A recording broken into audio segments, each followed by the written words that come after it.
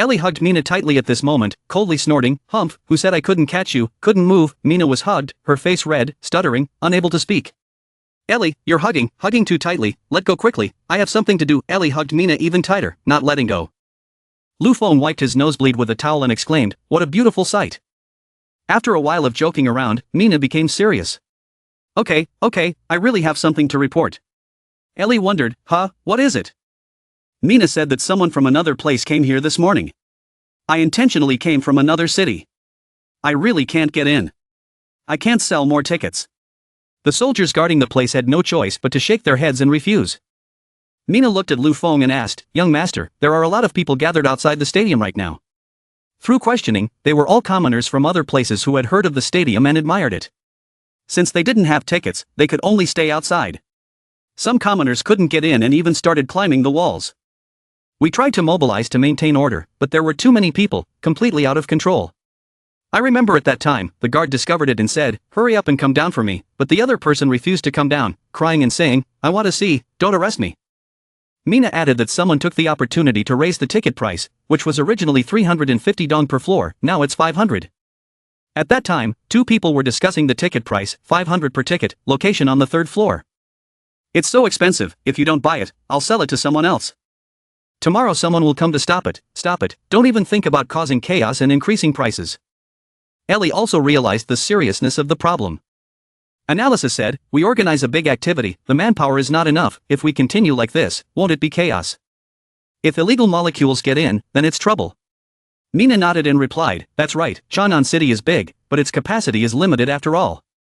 So many people flocking to places all over the country, crowding together, will become a hidden danger.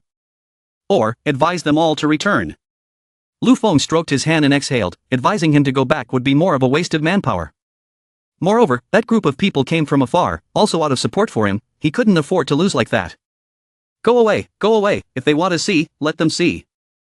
Then Lu Feng whispered to Mina, "You do this, do that." Hearing this, Mina's eyes lit up, "Wow, young master, this idea of yours is great." Outside the gym, someone asked curiously, "What does the security guard mean by telling us to gather here?" The other replied, "I heard someone climbed the wall and wanted to see." Some people speculated that the security guard must not be the one who wanted to take people from outside like us out. It was with great difficulty that I came here. On the stage, Lu Feng held the microphone and announced to everyone, "Cough cough, everyone please don't panic." The purpose of holding this sports festival was originally to make Chang'an City, which was still sad after the disaster, a little lively. Unexpectedly, people came from all over the country to participate. It was truly my honor. Below, everyone was shouting, "It was His Majesty." I didn't expect to see His Majesty again. Wow, what a loud noise. What was this sound coming from? Was it His Majesty's new invention? How amazing. Lu Feng pointed at the jar on the table and said, "Originally, the tickets for this sports festival were sold out, but considering the hardships of everyone coming from far away, we temporarily set up extra seats in the stadium and gave out free tickets. Of course, the newly added seats are limited, so don't be sad if you can't get in. We will use Chang'an City's latest technology, the radio station, to broadcast the sound directly to everyone, so that people who are not at the scene can also watch the competition." The people below heard this news and were full of admiration and praise. "Your Majesty is so amazing. You can watch the competition without entering, how can you watch? Hey, everyone's main point is wrong, you can still compete for tickets. Anyway, I definitely can't compete, I should still sit and listen to the radio station." Above, Lu Feng's voice continued to ring out, "Everyone don't be too happy yet. There are a few things I have to remind you of."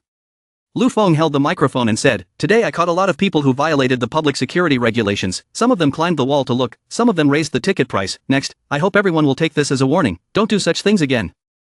After all, Chang'an City is not just a city, it is also the kingdom of our Han Dynasty, the face of the Han Dynasty. This place gathers merchants from all over the world, do you want to lose face in front of outsiders?" The crowd below shouted, "No, we won't do it again. Your Majesty has spoken, we will definitely abide by the rules, Your Majesty can rest assured." Lu Feng smiled and nodded in praise, "It's best not to do it again. Ellie will explain what will happen next to everyone. I'll go down first, I hope everyone has fun." "Ellie here, pick up the microphone." "Hello everyone, this is Ellie. Next, I will explain how to buy tickets and how to listen live. We will make an announcement later, those who don't understand can read it themselves." Lu Feng stood aside and said to Mina, "Line them up later and lead them to the correct location. Be careful of trampling." Mina nodded and replied, Yes, young master, the security staff has arrived at the guard post. You don't need to worry about the live broadcast, but I don't know if the temporary hosts chosen for the live broadcast will be able to do it. Lu Feng suggested that we could do the first match live first to see how it works. Then let the entire staff do it live and gain experience. Nina replied. Yes, the first match is the women's 400-meter swim live. I'll arrange it right away. Jill walked over and waved to the three of them. Your Majesty, Nina, are you all here? Jenny's swimming competition is about to start. I want to invite everyone to watch, are you free? I still have work to do, I can't go. Nina turned around and shook her head, I still have work to do, I can't go. Lu Feng also shook his head and replied, I still have official business to take care of. But if the first live match is Jenny's swimming competition, then I will go. I also want to see the live results of the first match. Nina, if you have anything to do, come directly to the swimming pool to find me. Nina quickly replied yes and went to do her work. Lu Feng elegantly held out his hand in front of Jill and said, let's go. Jill's face turned red, she shyly replied, it was my honor. Jill had only one thought at the moment, His Majesty Lu Feng is so handsome. Arriving at the swimming venue, the MC reported on the competition. The atmosphere at the scene was already very intense. Although it was the first season of the competition, the athletes were really ascetic, turning their bodies beautifully. Jenny in lane 5 had already started her last freestyle, would she win? Grainer in lane 2 used his super speed to enter the final round of the battle. However, it was clear that contestant Jenny was more than capable of swimming. Lu Feng on this side saw the MC's enthusiasm and thought to himself, this uncle's direct style is really not bad. Jill on this side also shouted excitedly, Jenny, keep it up, you're about to win. The MC on this side was equally enthusiastic. At this moment the final match had entered the real heat. A few seconds later, we would witness the birth of the women's 400-meter freestyle champion. Who is she? Down in the pool, Jenny reached the finish line, touching the wall, sealing the victory for herself. The MC shouted, first place is lane 5 Jenny. Second place, lane 3, who is fourth place, lane 8. Jill looked at Jenny emerging from the water and praised, Jenny, you are so good. The MC looked at Jenny's figure and spat out a mouthful of fresh blood, but still did not forget his professional ethics and announced, congratulating Miss Jenny on winning first place. Jenny happily ran to Jill with a big smile. Jill held the towel in front of Jenny and said proudly, Jenny, you are my pride. Jenny playfully stuck out her tongue and asked, were you worried that you were too slow just now? Jill replied, no, I was in the lead the whole time. Lu Feng praised the MC, your live hosting performance is very good. Later when you meet Nina, just say I am very satisfied with this way of hosting, tell everyone to learn more. The MC was touched by the praise and replied, thank you, your majesty. Jill pulled Jenny towards Lu Feng, let's go, let's meet your majesty. Jenny looked at her appearance and said shyly, your majesty is here. I'm dressed like this to meet him. It's not good. Jill replied without caring, why wouldn't it be okay, it's so okay. She then pulled Jenny in front of Lu Feng. Jenny looked at Lu Feng shyly and called him, young master. Lu Feng gave her a thumbs up in praise, I watched you compete, you swam very well. Jenny blushed and said, young master built a swimming pool. I found swimming very relaxing, so I practiced every day and then got first place. Jenny was filled with thoughts, did the young master come on purpose to watch her compete? So, did the young master watch her final match? Young master has a lot of work every day, being able to find time to watch the qualifying round is not bad. Jenny, what am I thinking? Young master's kindness is enough, I must try my best. The more Jenny thought, the redder her face became. Jill looked at her sister like this, wondering in her heart, is Jenny so happy that she's stupid? And Lu Feng also wondered in his heart, what is Jenny doing? At this moment, a foot ran over, young master. Ellie held the document in her hand, continuously speaking, Hyan City sent a telegram content. Seeing Lu Feng busy, Jill worriedly said, if there is an urgent matter, your majesty should go first, Jenny's place, I will support her. Jenny also said, young master, don't worry, even if you are not here, I will still try my best. The two of them said so. Lu Feng waved his hand and said, sorry, then I will go first. Jill and Jenny waved their hands and said, your majesty, goodbye. Jenny's heart was filled with regret, too bad, your majesty will not be able to watch his next match. Outside the swimming pool, seeing that there was no one around, Lu Feng asked, is there something urgent? There is no one here, just say it. Ellie hurriedly took out the report. Nyoer sent a telegram, the guard station discovered for Bro's new warship. The army on board looked well prepared, well trained, about 30,000 people. At present, we still do not know the enemy's intentions. But if the enemy attacks, they will definitely capture Hyan City. Outside Hyan City, a white ship sailed from the sea deep inland. A voice came from above the boat, have you heard about my useless little sister? A timid voice answered. This. The subordinate reported that the information they had found was that Princess Field was trapped here and could not go ashore. There would be more later. Hyan City was heavily guarded, and it would take time to get any news. The other person shook his head and replied, "No need. I am worried, Your Highness." The Crown Prince laughed loudly. "This news is enough to make me laugh for the rest of my life." Field was actually troubled by a ruined castle.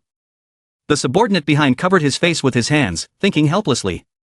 Furthermore, the eldest prince and Princess Field had been fighting since childhood. Every time the eldest prince heard that Princess Field had suffered a loss, he would laugh like this.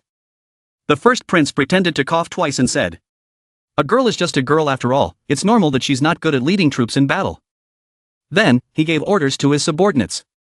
"Pass down the order, send out 3,000 elites, we must capture this city." "That's right, we must capture their city lord alive." The subordinate let out a breath and replied, "Yes."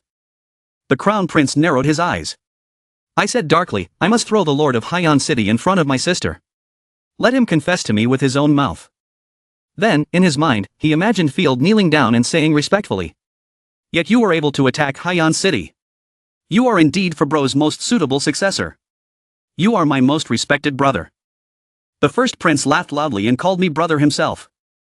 Scene changes to Chang'an City's telegraph studio. Ellie and His Highness Lu Feng discussed business as they walked. Ellie held a stack of documents in her hands and said, "Young master, we can wait for them to report in the city lord's mansion." "There's no need to go directly to the telegram room," Lu Feng replied, "although radio transmission is fast, there's too much information to choose from. If there's a delay, we can come here directly and respond immediately." Seeing Lu Feng enter, the person in charge of the telegraph office asked in surprise, "Your Majesty, why are you here?" Lu Feng asked with a solemn expression. "Is there any latest news from Hyan City?" The telegraph office employee holding the report in his hand replied, "Yes, we are about to have someone send it to you. That is, there are 3,000 Fabro troops." At the same time, a stranger appeared outside Hyan City. He held an axe in his hand and looked fierce.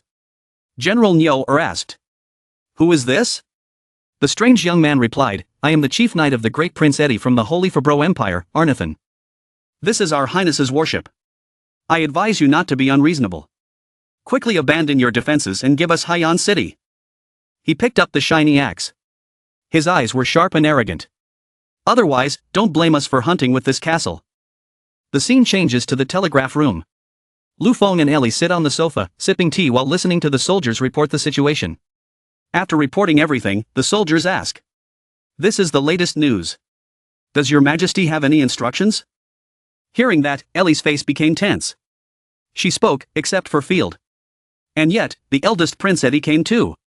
Surely Fabro didn't want to intrude? Lu Feng held the cup of tea in his hand and blew on it lightly, then calmly reassured Ellie. "Don't panic. You answer General Nyo first. If any of Fabro's army dares to step ashore, just beat them up for me. Come back in 5 minutes. I'll write him a letter." The soldier replied obediently. Yes, then he turned around and went to do his duty. Ellie looked at Lu Feng with a worried expression and said, "Young master, should we be a little more careful? Call the other cities to send reinforcements to Hyan City." Lu Feng smiled and replied, "No need to be so troublesome. The people who have come now are just their outposts. I have another brilliant plan." Ellie fell into deep thought. Although the young master always thought of good ideas. But he did not support at all. He was also too arrogant. Seeing Ellie's silent and thoughtful expression, Lu Feng laughed and teased her. "Ellie, don't think I don't know what you're thinking. How about we make a bet? I bet that Prince Fabro will retreat soon. Hyan City will not need any reinforcements. Do you dare?" Ellie frowned and said, "Using this kind of thing to make a bet. It's not good." Then she got angry. Slammed her hand on the table. Her eyes were sharp and she shouted, Bet. I don't believe it. A letter can make them retreat." Lu Feng gave the soldier a piece of paper and instructed, "Just pass on everything. General Nyoor will know what to do." The soldier clasped his hands and bowed his head respectfully in response. "Yes, Your Majesty." At this time in Hyan City, Arnathan, a subordinate of the first Prince Eddie, laughed loudly. He arrogantly said to the soldiers guarding the city, "Are you scared?"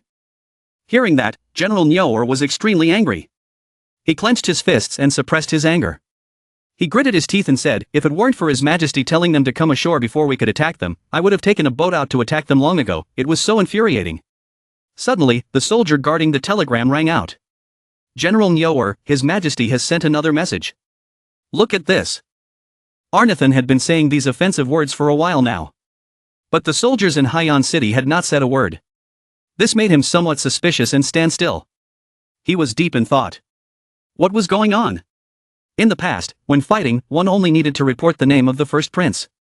Even if the other party did not lower their spirits, they would still be weakened. But this time, there was nothing. He did not know where to go. Was Lu waiting for help? Humph, never mind. If you don't surrender later, I'll take action. After reading Lu Feng's telegram, General Nyoer poked his head out to look. He banged his hand on the wall and spoke loudly in a very polite tone. You have come from a long distance. We should treat you with courtesy. But you want to invade our territory. So you are the enemy. The Han Dynasty is an independent nation. We value peace, but we do not fear enemies. If you force your way into our territory, we will not be polite. Arnathan let out an O sound. Then all of his troops stood up at once. Their faces were extremely arrogant and domineering.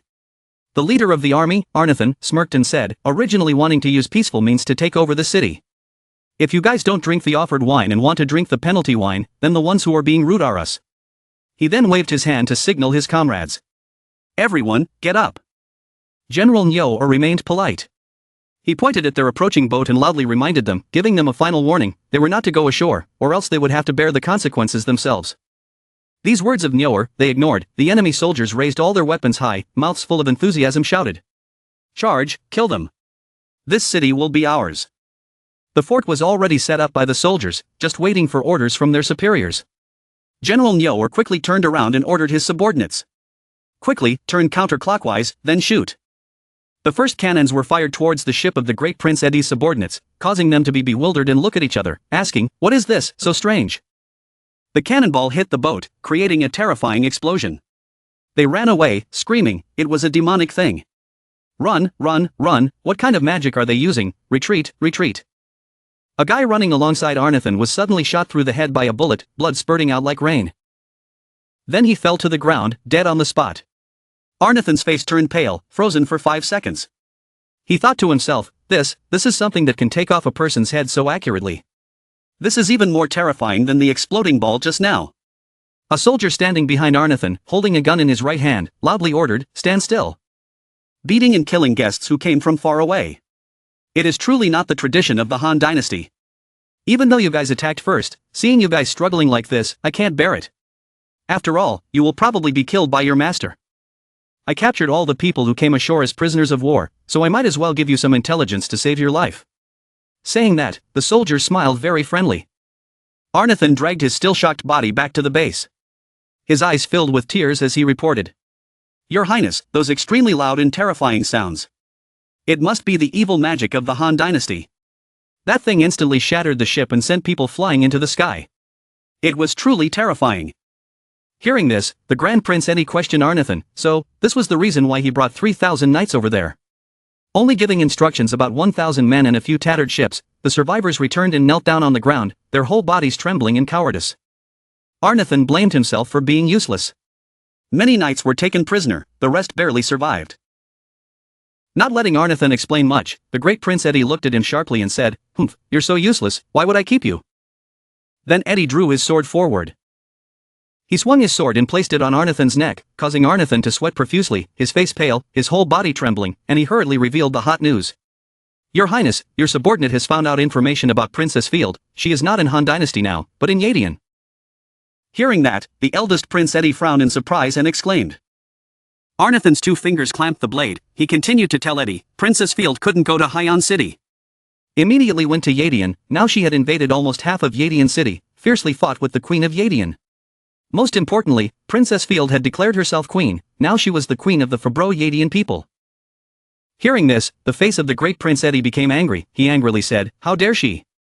But the chance Eddie relaxed, the Arnathan gently removed the blade from his aunt.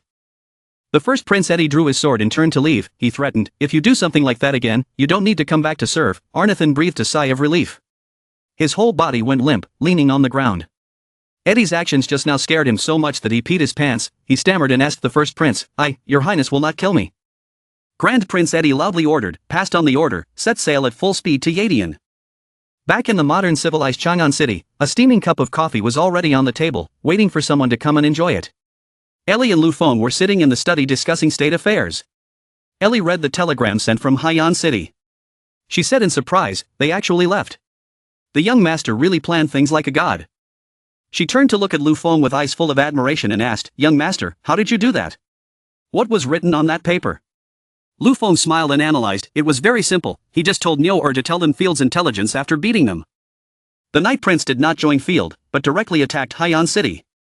It could be seen that the two of them had no communication and had never fought. They even had a hostile relationship, so he told Nyo to use artillery shells to suppress Arnathan, and then reported Field's recent situation to him. When he returns to serve, in order to survive, he will definitely make a big deal out of it, and at the same time direct the prince's anger towards Field. Hearing this, Ellie nodded in admiration at His Highness Lu Feng's calculations. She laughed loudly and said, "So that's how it is." Prince Eddie found this place to be a tough nut to crack. Knowing that Field was crowned emperor elsewhere, he naturally had to find a soft gift to squeeze. Go to Yadian to find Field first. By then, Yadian would be even more lively. Then, Ellie hugged Lu Feng's neck and happily admitted defeat. "Young master, you won from the farthest distance with 2 arrows, you were so clever, I bet, I am willing to lose." Lu Feng's eyes lit up as he teased Ellie, betting that he would lose. "Then, I'll punish you by exercising with me." Ellie blushed in embarrassment when she heard that. She asked hesitantly, "Exercise with the 2 of us?" Her mouth showed she didn't like it. But Ellie had already imagined all sorts of things that the 2 of them needed to do. Ellie slammed her hand on the table, spilling the coffee. She scolded Lu Feng. "Why did the young master say such shameful words here?" Lu Feng explained calmly. "There's nothing embarrassing about this. We're always busy, so we have to make sure our bodies are in good health, especially you. We don't exercise as much as I do, so we have to take advantage of the time to jog or do yoga." Hearing these words, Ellie turned her back, not even looking at Lu Feng. She felt a little guilty for having such unhealthy thoughts. Ellie thought to herself, she must have misunderstood. Luckily the young master didn't notice. Otherwise, it would have been too embarrassing. Then, the 2 sat on the sofa again to continue talking. Ellie spread the telegram on the table and said with a serious look, "We'll talk about the mobilization later. Now, Eddie is sending troops to Yadian. Do we need to increase surveillance of Yadian?" Lu Feng replied. "Of course, Eddie's arrival will definitely affect the situation in Yadian, adding to our momentum. Yadian will soon be bustling." Lu Feng's eyes lit up, shining with determination.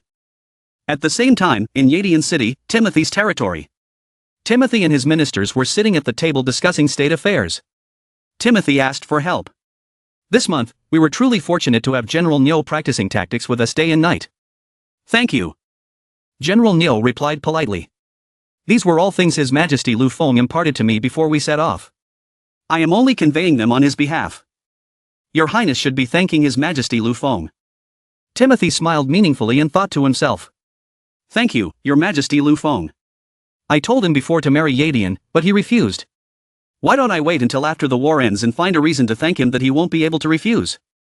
Timothy replied to Nyode, it was natural to thank His Majesty Lu Feng, but he could not be underestimated. This sentence made General Nyode feel a little embarrassed, his cheeks blushing. Then Nyode immediately stood up, his face solemn, and he said directly, "Han Dynasty military law is strict. His Majesty has stipulated that we cannot accept gifts. Your Highness absolutely must not cause trouble." "I will not accept, nor can I accept." Seeing the determination in Nyoda's words and actions, Timothy immediately said gently, "Don't worry. I will discuss this matter with His Majesty Lu Feng." Just when Robin woke up, he only heard this sentence from Timothy, so he didn't understand anything. He immediately asked, "What are we negotiating? Is there a new strategy?" Duke Willer also jumped up. He asked in surprise, "Tactics? What tactics?" Timothy looked at the 2 of them with a stern expression and then said in a reproachful voice, "Have you 2 had enough sleep? We have finished discussing the tactics. Now we should prepare to move out." Duke Willer heard this. He smiled smugly and said, "This is a great joy." "Very good."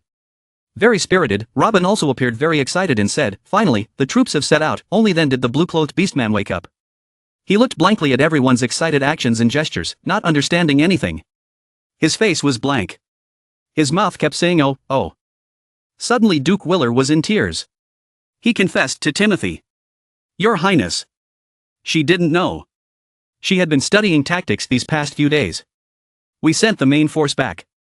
The frontline soldiers fought as guerrillas to defend the city. They won less and lost more. But now rumors had appeared on the front line.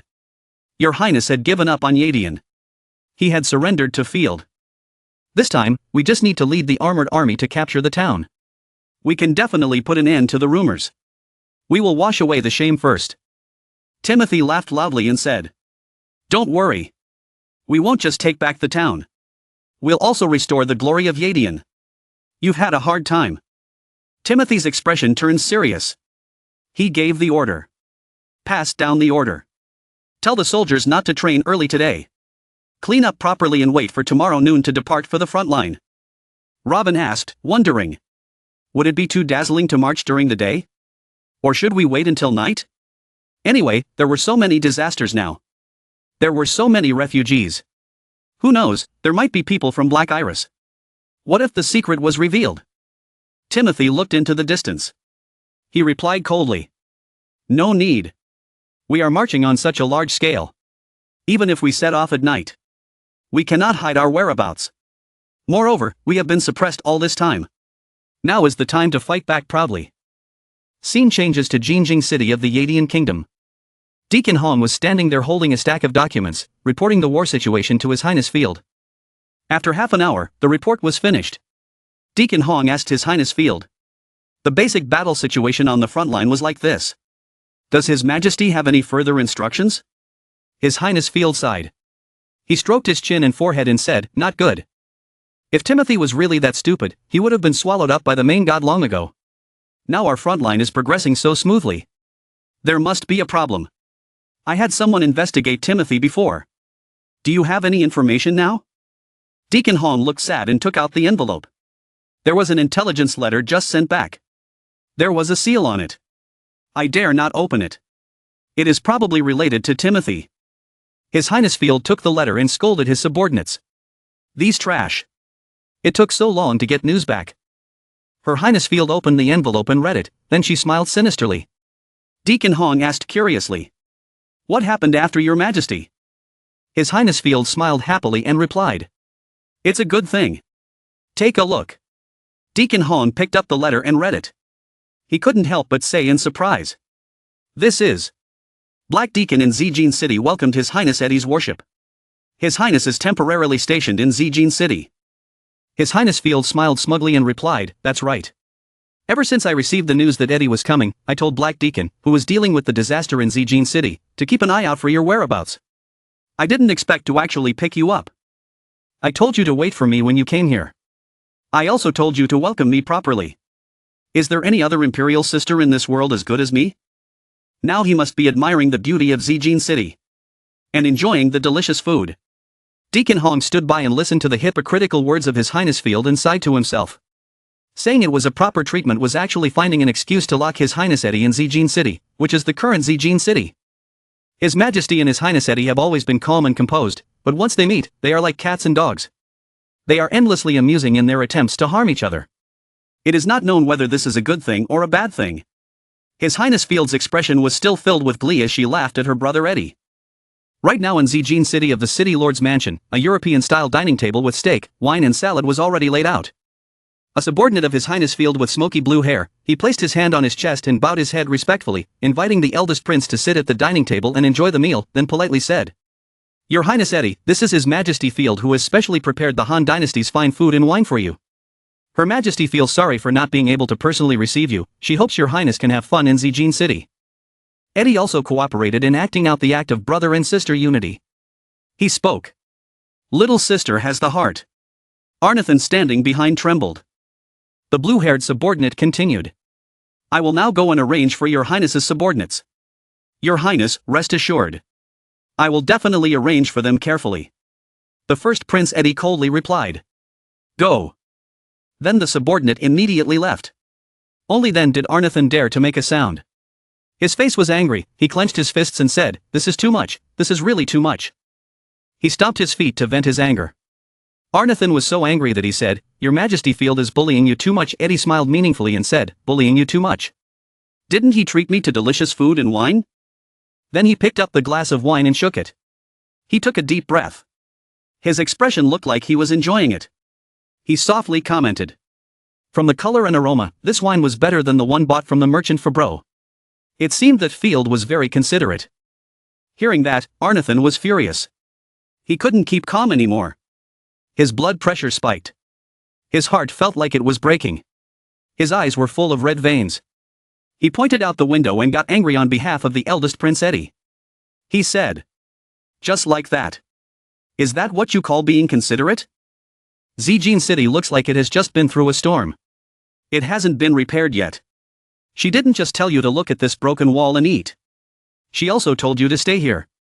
What an insult. What was that person talking about just now, about arrangements? She clearly wants to lock up our army. Your Highness. This is soft confinement. Naked soft confinement. The Grand Prince Eddie was still enjoying his glass of wine. He praised it. Good wine, good wine. I wonder if it can still be bought. I must buy some to fill my wine cellar. Arnathan was furious and vented his anger. He kicked the floor repeatedly. His hands clenched. He reminded Eddie again in a harsh voice. Your Majesty. You still have time to drink alcohol at this time. We are already under house arrest. Eddie slammed his glass of wine down on the table. Then he stood up. He walked towards the balcony. He laughed loudly as he walked. His demeanor was still very optimistic and calm. He said. Imprisonment? We have more people than the entire population of Zijin City. Field just wants to disgust me a little. My silly sister must have gotten the news that I like to eat out of her dog's mouths. She's overjoyed. Eddie leaned against the railing and said with a look of great anticipation. Not long. He will come and invite me as if nothing happened. Arnathan said in surprise. How did your Highness know? Come back quickly. It's dangerous over there. The first Prince Eddie shook his head and replied. I don't want to. Then he burped. It smelled of alcohol. Probably because he drank too much wine. The first Prince Eddie smiled and continued.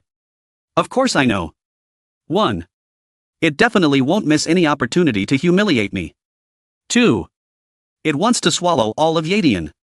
It also needs to borrow my strength. Queen Yadian is easy to deal with. But Lu Feng will sit still and do nothing. Yadian borders Han Dynasty. If we Fabro take it away. Then Han Dynasty, what is the saying? Eddie looked into the distance with a calculating gaze and continued. How could I allow someone else to sleep soundly? Right next to my bed. Oh dear. It's so troublesome here. Why don't I just throw it to Field directly? Give him the title of vassal king. Let him conquer Yadian and Han Dynasty. Then I'll go back to Fabro and eat my fill. What do you think? Arnathan replied with a smirk. Ah. That won't do. Fabro can only have one monarch. Definitely. He paused here and thought to himself. His Highness is drunk. Eddie turned his back to the sky in front of him. He spread his arms wide. His face was full of confidence and vitality. He laughed loudly and said. Of course it had to be me. Then Eddie licked his lips. His eyes were filled with a despicable lust. Queen Yadian, Lu Feng, are you all ready to welcome this prince? The scene changes to Chang'an City, a state-of-the-art modern city. After the sports day ended, Dees was directing everyone to dismantle the equipment to transport it to the warehouse. She instructed them to be careful when dismantling. Safety first. Also, before transporting the audio equipment, the patrol staff replied. Yes. Suddenly a beast merchant walked up and asked Dees. Lord Dees. Excuse me, are you selling the tape recorder? I want to buy some to ship back to Torola. Eddie turned his head and sighed. Aren't you merchants quick on the uptake? You're the 20th person who's asked me. I'll say it again. It needs electricity to work. I'll sell it to you. You can't use it either. The merchant's face was blank and he asked again. Electricity? What is that? Eddie shook his head and said in frustration. He didn't understand even if I explained it. Anyway, I don't sell it. Please tell the others not to bother me anymore, I'm very busy. There were still a few people standing in the stands with disappointed and regretful looks on their faces. They gathered around and talked to each other. The brown-haired girl said sadly. The sports festival has ended after only 3 days. What a pity, the blue-haired young man also agreed. That's right. I will participate next season too. The young man standing in the middle said with a determined and expectant expression. Yes. Start training from today. Next year, I will definitely become a competitive athlete. Dees frowned. Pointing at the people talking in the audience, he shouted. Hey, can't you see they're dismantling? Don't you know it's dangerous to stand there? Go away. The merchant was still standing on the stage. It seemed like he still didn't understand what Dees had just said. He sighed. He said gloomily, Lord Dees. Can't you really sell it to us? Wait for me. The three young men hurriedly said. Sorry, Lord Dees. We'll leave now. Mina asked Lu Feng, bewildered. Why did they dismantle the stage? Then would the stadiums be dismantled too? Lu Feng smiled and replied. No, they only dismantled the temporary structures. Those structures were only for short-term use. They weren't very sturdy. They could easily collapse and injure people, so they couldn't be used for long-term use. As for the stadiums, they will be open to the public one by one later. Or used to organize other activities. Seeing Nicole was staring at the names on the list of winners of the sports festival, Ellie said with a bored expression. What's so interesting about the list of winners? Nicole. Why don't we go for a walk? Suddenly Nicole shouted. Wow. Monica came in first in the 400m. Well deserved. Ellie. You know how to comfort people. Are you unhappy because I didn't win? Thank you. I'm fine. Ellie frowned and argued back. I didn't. Don't talk nonsense. Nicole giggled and said. Okay. I won't talk nonsense anymore. Let's continue watching. Ellie was surprised to see Knight and Nemo's names on here. She said, the two princes Knight and Nemo actually ranked third in the cross-country race. I thought they were useless people who only knew how to drink. Nicole stared at the unfamiliar names in front of her and said. No matter how you put it, they were nobles. They were naturally a little better than commoners. On the contrary, the archers who won the competition were the ones who surprised people. I didn't know any of them. They were truly masters among mortals. Lu Feng turned his head. He also spoke. He also watched the archery competition. The top 10 players are not bad. If they agree, we can let them join the archery team. Ellie obeyed and replied. Okay. I will contact them. Princess Jill opened the door to Lu Feng's study and walked in. She loudly announced to everyone. Wow, our incomparably beautiful and excellent champion has arrived.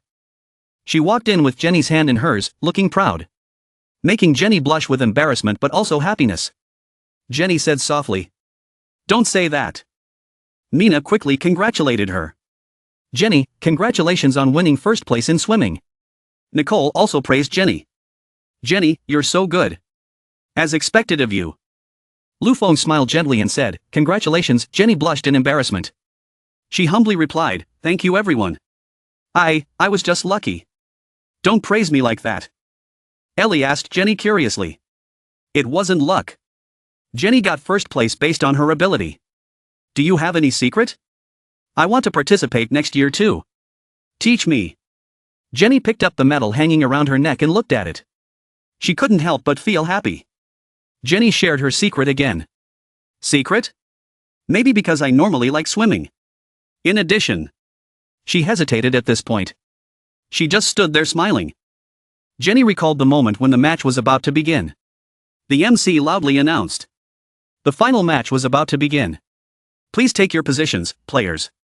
At that moment, Jenny thought to herself. If the young master came to watch my qualifying round, then I carried with me a part of the young master's expectations. I must succeed. Give the young master glory. The whistle blew. The competition began. Jenny, with a determined look on her face, struggled to charge forward.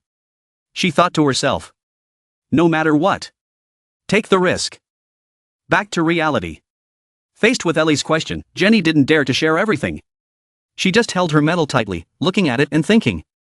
This kind of secret absolutely can't be said. At that time, there was only one thought in her heart. Fight for the young master. Wait until I regain my spirit. I'm already standing on the podium receiving the award.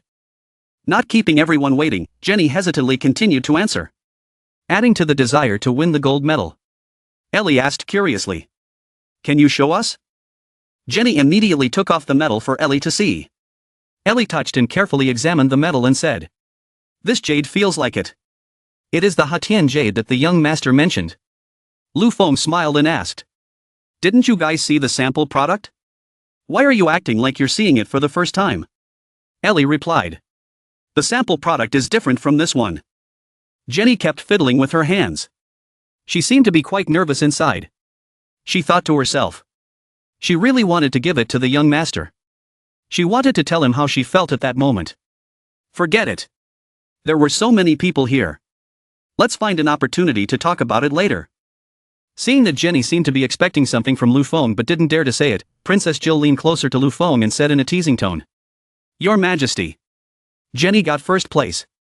Could it be that your Majesty isn't showing off anything?" Jenny shouted in panic. "No need. I have the prize money. So I should be the one showing off." Lu Feng smiled gently and said, "Of course I have to show off. You guys are the heroes of Chang'an City." Hearing that, Jenny looked at Lu Feng affectionately. Her mouth kept calling out, "Young master." Lu Feng continued generously to congratulate Jenny and Monica on winning the prize. Nicole finished the competition. "I invite everyone to a big party." Ellie shouted in disappointment. "What? We have to eat out?" She thought to herself. "I thought I could finally eat Nicole's food. I don't want to eat out." Mina asked, "How about eating out? It's a change of taste." Ellie's face was sad and gloomy. Tears streamed down her face. She had no choice but to accept the truth and replied, Yes. Eating out is fine. I have no problem." Nicole saw that and immediately patted Ellie on the shoulder and smiled at everyone. "Why do we need to go out to eat? It's been a long time since I signed up for the sports festival. I haven't cooked for everyone. My hands are itching. Why don't we go out and buy food? I'll make a big party for everyone." Ellie was deeply moved by Nicole's offer. She was secretly happy. Nicole would definitely understand what she meant. Nicole was an angel. Princess Jill was also overjoyed. She shouted, "Nicole, Nicole. I get to eat Nicole's cooking again." Lu Feng replied with a wry smile. "It's not that it's impossible. Food is easy. It's just a matter of time. Wait a few more days. First, you girls need to rest. Second, the sports festival still needs to be cleaned up." 2 days later on the streets of Chang'an City, horse-drawn carriages were coming and going, causing dust to fly everywhere. Dees reminded the vehicles entering and leaving, "Please exit the city in an orderly manner. Do not push. Cars will pick you up one by one. Don't fight. Be careful. Give way." A soldier hurriedly came to remind Dees. "Lord Dees, these past 2 days, merchants have been rushing to return home. A large number of goods have entered Chang'an City. You have been at the city gate for 2 days maintaining order. Take a break. I will do it for you." Dees handed the command flag to the soldier and said, "Okay. You do it. I will rest for a bit. My hands are numb." Immediately, the staff prepared a place to rest and food and drinks for Dees. 2 soldiers raised their hands. They invited her. "Lord Dees. Have some cake. Lord Dees. Please sit down." Dees smiled and replied in a friendly manner, "Okay. Thank you." She sat down on the chair to rest and said to the staff, Okay. Everyone, don't worry about me anymore. Get to work." The staff happily obeyed. "Okay." Dees took a bite of the cake and chewed it deliciously in her mouth. Her face was filled with happiness and enjoyment. She said, "As expected of a TNKY cake. So good. That bakery. It seems to be right in front of me. The aroma of TNKY cakes wafts down the street." The bakery owner waved and smiled warmly, inviting passers-by. "Come and try some TNKY cakes. They are delicious." Princess Bilis curiously stopped and looked at the cakes in front of her. The bakery owner quickly asked warmly, "Would you like some? Girl, try a piece of cake. I guarantee you will like it." Bilis hesitated for a moment but then decided to leave. She said as she walked, "Let's go anyway." She thought to herself. The security company picked her up on the way to Chang'an City. "I heard that there are a lot of merchants in Chang'an City recently. There's even a sports festival. Unexpected. She recalled the conversation between her and her subordinate. Princess Bilis said with a serious expression. This place is full of merchant carriages. Our carriage is difficult to enter. I will enter the city to see His Majesty first. You don't need to worry about me. Just drive back first. The subordinate replied in obedience. Yes, Miss Bilis. Thinking about it, she returned to the bakery. She saw the owner working out while making cakes. She asked, Boss, you really don't wipe your sweat first? This doesn't meet food safety standards. The bakery owner laughed and replied. It's okay, it's okay. It won't make you sick if you eat something unclean. Hearing that, Bilis smiled wryly and thought to himself. He didn't expect to see the man lifting weights while making bread. He wanted to stop him. But he was still tempted to buy it. The shop owner prepared the cake in a bag and gave it to Bilis. As he handed it to her, he whispered to her, as long as the security guards don't see it, it'll be fine. It really smells good. Try it. Bilis was confused whether to buy it or not. She sighed and replied. Oh, so he was being careless with the security guard. Suddenly, Dees appeared.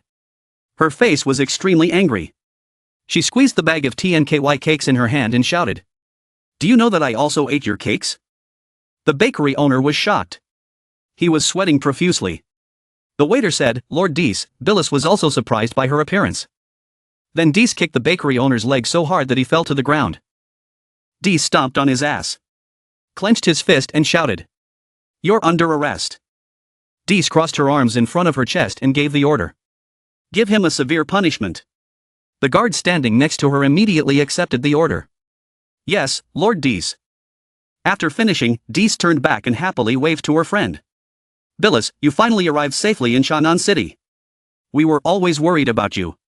Bilis smiled and greeted. Dees, long time no see. Dees said, come, I'll take you to see the young master. He's always missed you. Tell him to find him first when you come. Hearing this, Bilis couldn't help but blush and thought to himself. The young master still remembers me. Really? Then she suddenly remembered something and asked.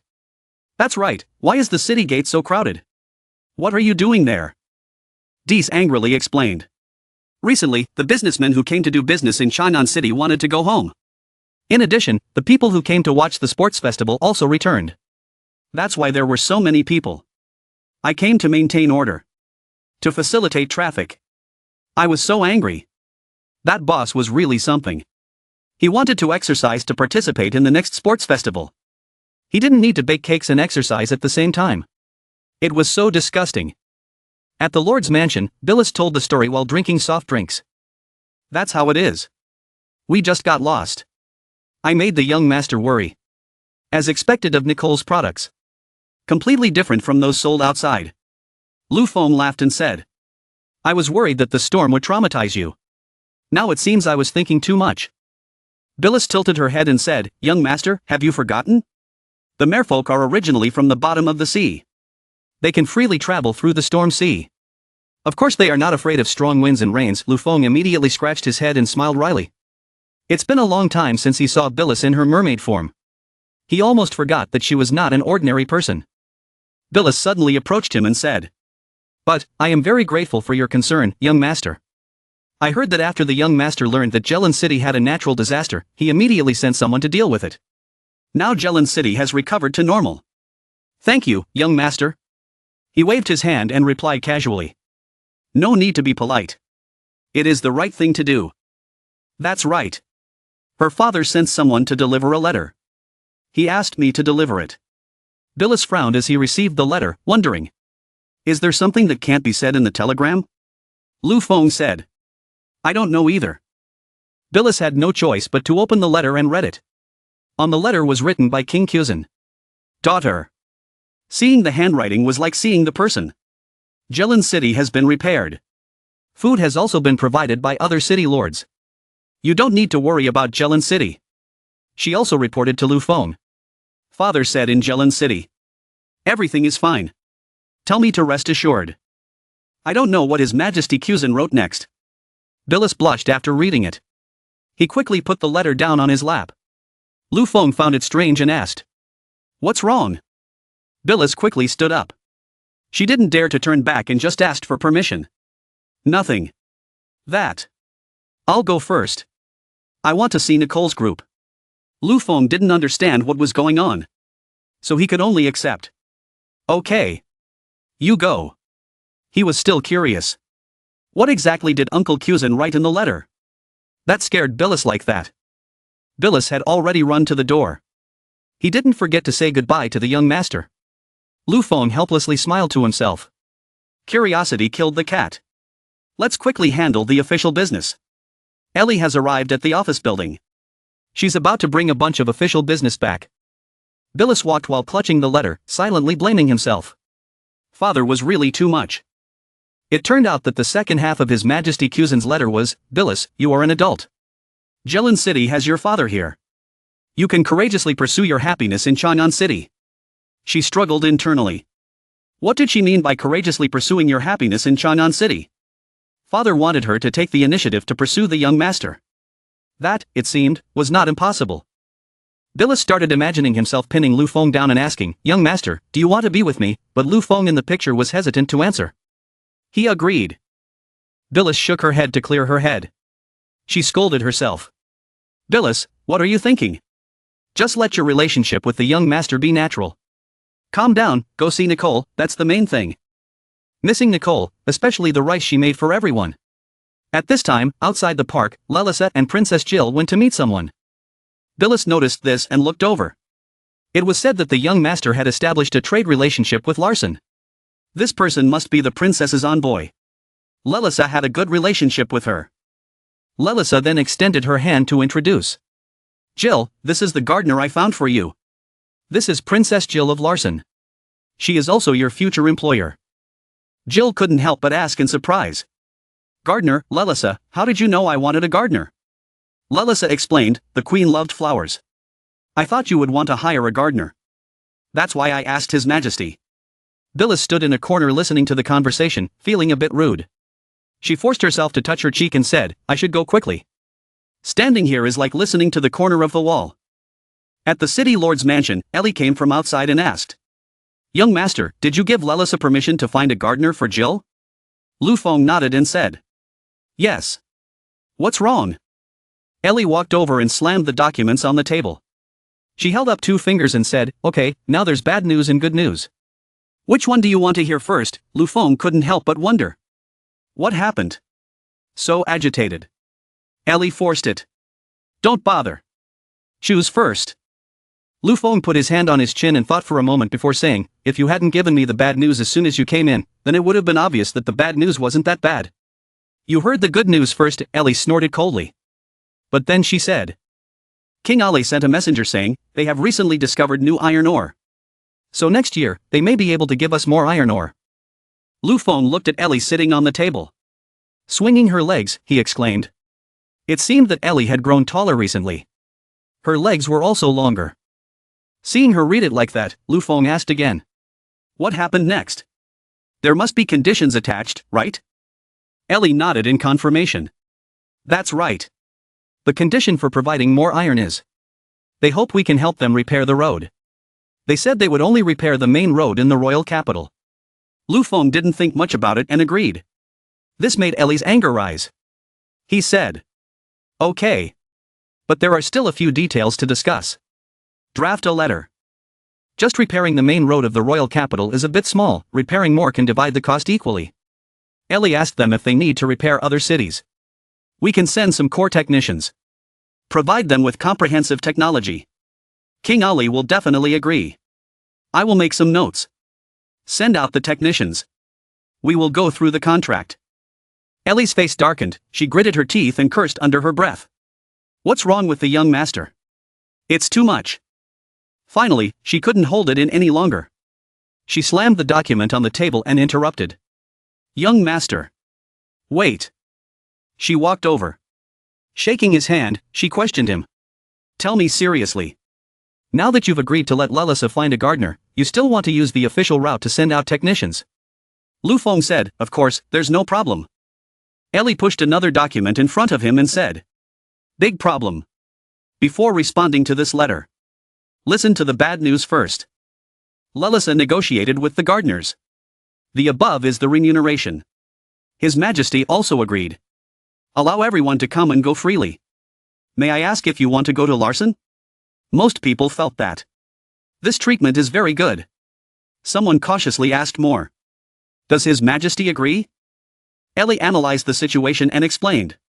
Ever since Lelisa hired the gardener, the news that he didn't restrict the freelance workers from moving around had spread. Now, coincidentally, foreign businessmen had returned home. After they heard the news, they started looking everywhere for people. Although they didn't dare to be bold. But there were some people who were crazy. Even the little candy seller wanted to hire them. On the street. Occasionally I see merchants calling out. You know how to make candy, right? Come with me to Torola to do business, then they hire people to grow crops. Whoever is good at it, come here. After listening, Lu Feng couldn't help but laugh and said, are these people having fun like this? Ellie frowned and suggested, young master, can you take it seriously? If this continues, Shannan City will lose all its people. Lu Feng tried to hold back his laughter and agreed. Okay. I will take it seriously. Ellie reminded him again. Of course. This is the trouble you brought upon yourself. You have to solve it yourself. Tell me. What should I do? Lu Feng arranged the documents and smiled. He thought it was something. Just like that. Nothing. Ellie couldn't help but exclaim in surprise after hearing that. He asked her back. What if not? Arrest all the foreign merchants who hired people. Ellie rubbed her chin and thought. Arresting them would be a good idea. She couldn't just sit there and wait to die. Lu Feng explained. We had a hard time getting rid of slavery. Everyone could live in peace. Now, to limit the people from using technology to spread outside. We have to arrest all foreign merchants. Destroying equality and freedom is not easy to achieve. Have you ever thought about it? As long as there is profit, there will be speculators who will continuously come to hire people. How can we arrest them all? Besides, Ellie. We are a country. Not a cage. Furthermore, I am certain. Our people will leave. Ellie heard what he said and her eyes widened with admiration, calling him, young master. Shannan City. At a small corner. The black-clothed businessman said. As long as you can introduce skilled workers to me. There is no shortage of benefits for you. The other person heard him say that and immediately replied. Easy. Follow me. At the small alley nearby. Prince Nemo exclaimed. Big brother. The place you chose is good. Few people come and go. Easy to hide. Prince Knight saw him appear and angrily scolded. Come back here for me. Sticking your head out so clearly. Are you afraid that people won't find out? Hearing that, Nemo was scared and pulled his head in. I won't look anymore. Prince Knight put his arms around his chest and leaned against the wall to remind him. No, be serious. Don't ruin things. We'll wait here for Torola's men to arrive. Prince Nemo still spoke with some unease. But it had been half an hour. No one had come. Could it be? At this moment. A voice rang out. Hello. May I ask where is Alley 13 of East City? Hearing the voice. Prince Knight immediately signaled. Here we are. Quick, let's cover it up. Although the person coming is very important. But before determining whether he is trustworthy or not. Cannot reveal his identity. Both of them put on black plastic bags on their heads. Only their eyes are visible. Prince Nemo assured. Big brother, don't worry, I won't. At this time, a person with brown hair walked over. Seeing the two of them, he happily said. The two of them are indeed here. Prince Knight said loudly. You finally arrived. Nemo beside him exclaimed softly. Big brother is a master at planning things. The brown-haired man leaned over and smiled awkwardly, a little surprised. Why are you covering your head? The Night Prince suddenly rushed forward. He hugged the other person's shoulder and said. This place is not safe, I will not talk nonsense. Go straight to the main topic. Salary of 4 gold coins, including food and accommodation. Are you willing? The other person was startled when he suddenly rushed forward. But he quickly replied. Salary conditions are not a problem. But you guys, in the end, could not bear it anymore. The young man immediately burst out laughing. Should by the back cannot help wondering. This person is strange? His face is all twisted. Thinking about it, he immediately stepped forward and said, Excuse me, we have something to do. Please wait a moment, the young man still couldn't stop laughing as he replied, Okay. Nemo pulled his brother back and whispered. Big brother, this person doesn't look trustworthy. Just now, his face was twisted like this. Prince Knight instructed, lower your voice. Do you think people can't hear you from 2 steps away? Nemo raised his head and said. So what, he himself is a monster. He took the recruitment notice and looked at it again. It said, Torola is recruiting, ensuring you eat well and sleep soundly. Those who want to apply, please come to Alley 13, Tandong at night. The mysterious person. Prince Nemo angrily suggested. Big brother, your recruitment is so mysterious. It would be scary if we didn't call that monster. Let's quickly chase him away. Go to the supermarket to recruit people. Hearing these words, Prince Knight couldn't help but frown in reproach. He thought we'd been through so much. You would have grown up. He didn't expect you to still be so childish. Lu Feng had already opened his mouth to allow workers to go abroad. But there was no official document after all. Moreover, recruiting people by merchants was just a merchant's action. The 2 of us were princes of Torola. Our identities were sensitive, recruiting people openly. We would have been caught by the security agency long ago. Prince Nemo then understood and replied. Oh, so that's it. But this person is not trustworthy either. Big brother, let's go first. Prince Knight turned his head to look at the young man behind him and said doubtfully. You're right. He really is strange. Then the 2 of them left furtively. They muttered. They didn't see us, they didn't see us. The young man saw this and quickly chased after him and asked, Prince Knight, Nemo, why are you all leaving? Seeing that their identities were exposed, both of them couldn't help but stare. Prince Nemo shouted in question. How do you know us? Prince Knight quickly covered his brother's mouth and tried to clear his name. You got the wrong person. We are not. Then he whispered to his younger brother, run, he might recognize us. He might be from the security company. The young man raised his hand and explained. Your Highnesses, don't be afraid.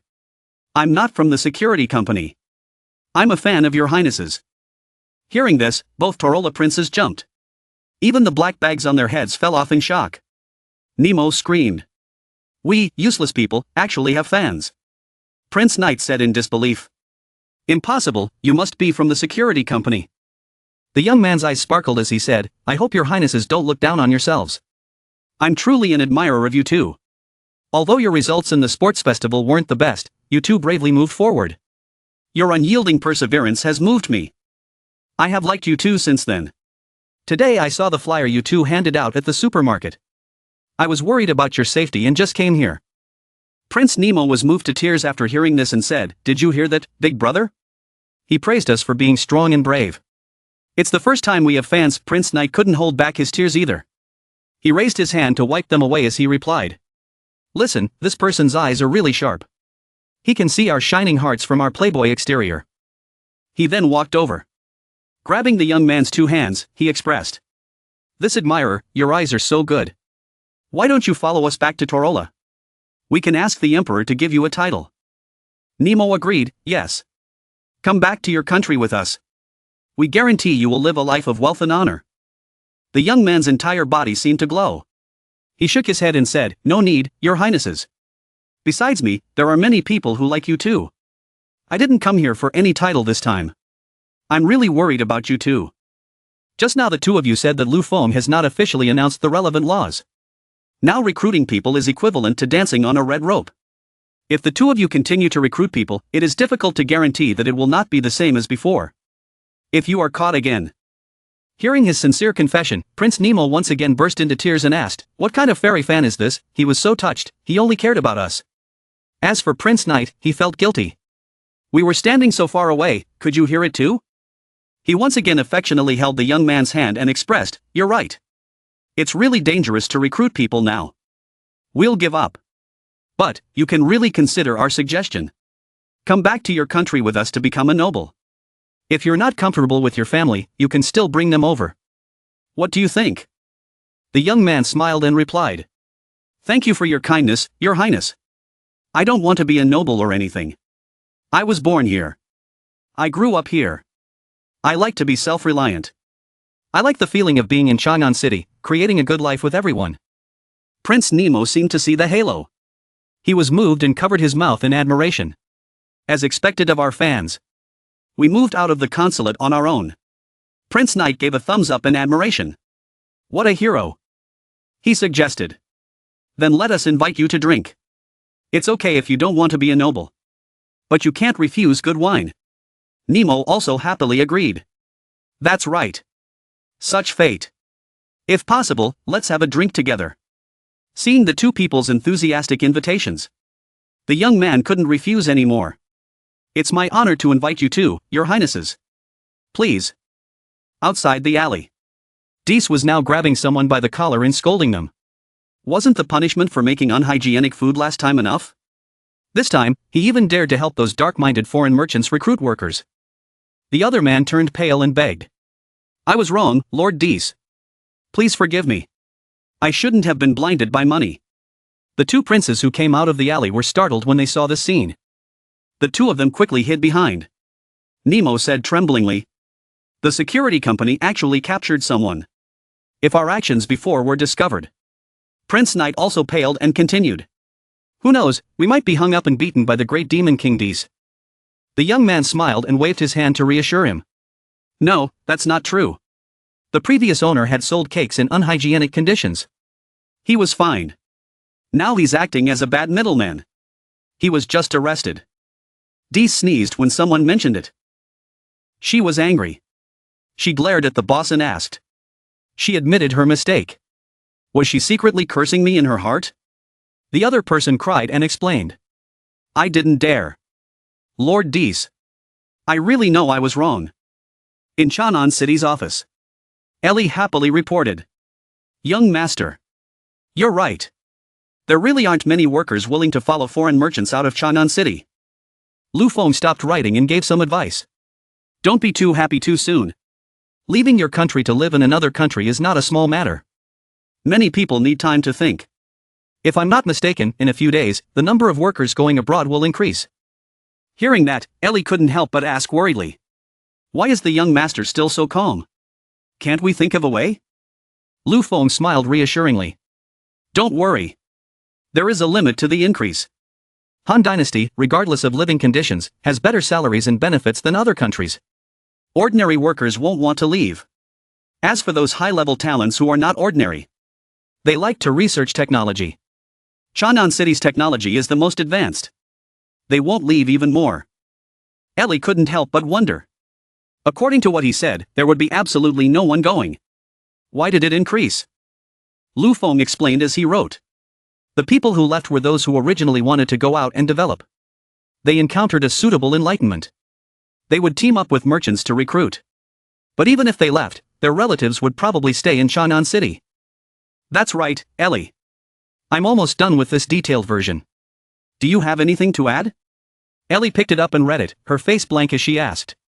The law to protect overseas workers. The young master not only didn't restrict them from going, he also thought of ways to protect them. Lu Feng nodded in confirmation. That's right. You said the reason. If we don't want to lock down the country. Of course there will be a lot of normal personnel, materials and assets moving around. With the expansion of reform, these movements beyond the country will move to the usual level. Of course we have to legislate to protect the legitimate interests of Han Dynasty and overseas workers. Ellie read through it and exclaimed. The route, the application for immigration permission. It's great. With these things, we can hold the output of technical staff from the beginning. It's not just because of this. The protection law makes it easier for us to manage. Protect the interests of overseas employees. Lu Feng said. Think about it. If they are happy to go abroad, they encounter illegal organizations. They are forced to work hard and exhaust their labor. They are not used to the place. How can they protect themselves? There is this legal category. When foreign merchants recruit people, they must sign a contract between the officials and the Han Dynasty people. Once any problem occurs during the cooperation, our Han Dynasty will be a strong backing for those overseas employees. They can come to our overseas embassy for help at any time. Ellie said, I understand. Today, the report from the security department has this situation. There are some shady businessmen in our area who drafted Yin and Yang contracts. They want to cheat workers, and who knows what will happen to them after they go abroad. This legal regulation is really wonderful. Having said that, she rushed forward and hugged Lu Feng's neck, praising him. Young master is really amazing. Every time he encounters a problem, he immediately thinks of the best solution. This time he is even more amazing. He thinks very comprehensively. He hugged her and said, "No way." Inwardly, she thought happily, there is no way. Who told me to copy modern practices? Ellie suddenly became serious again. But the young master couldn't help but be too kind. It was obvious that the workers wanted to go. The young master was thinking about them everywhere. Lu Feng then lectured. Change your perspective. The workers who go abroad will get real gold and silver.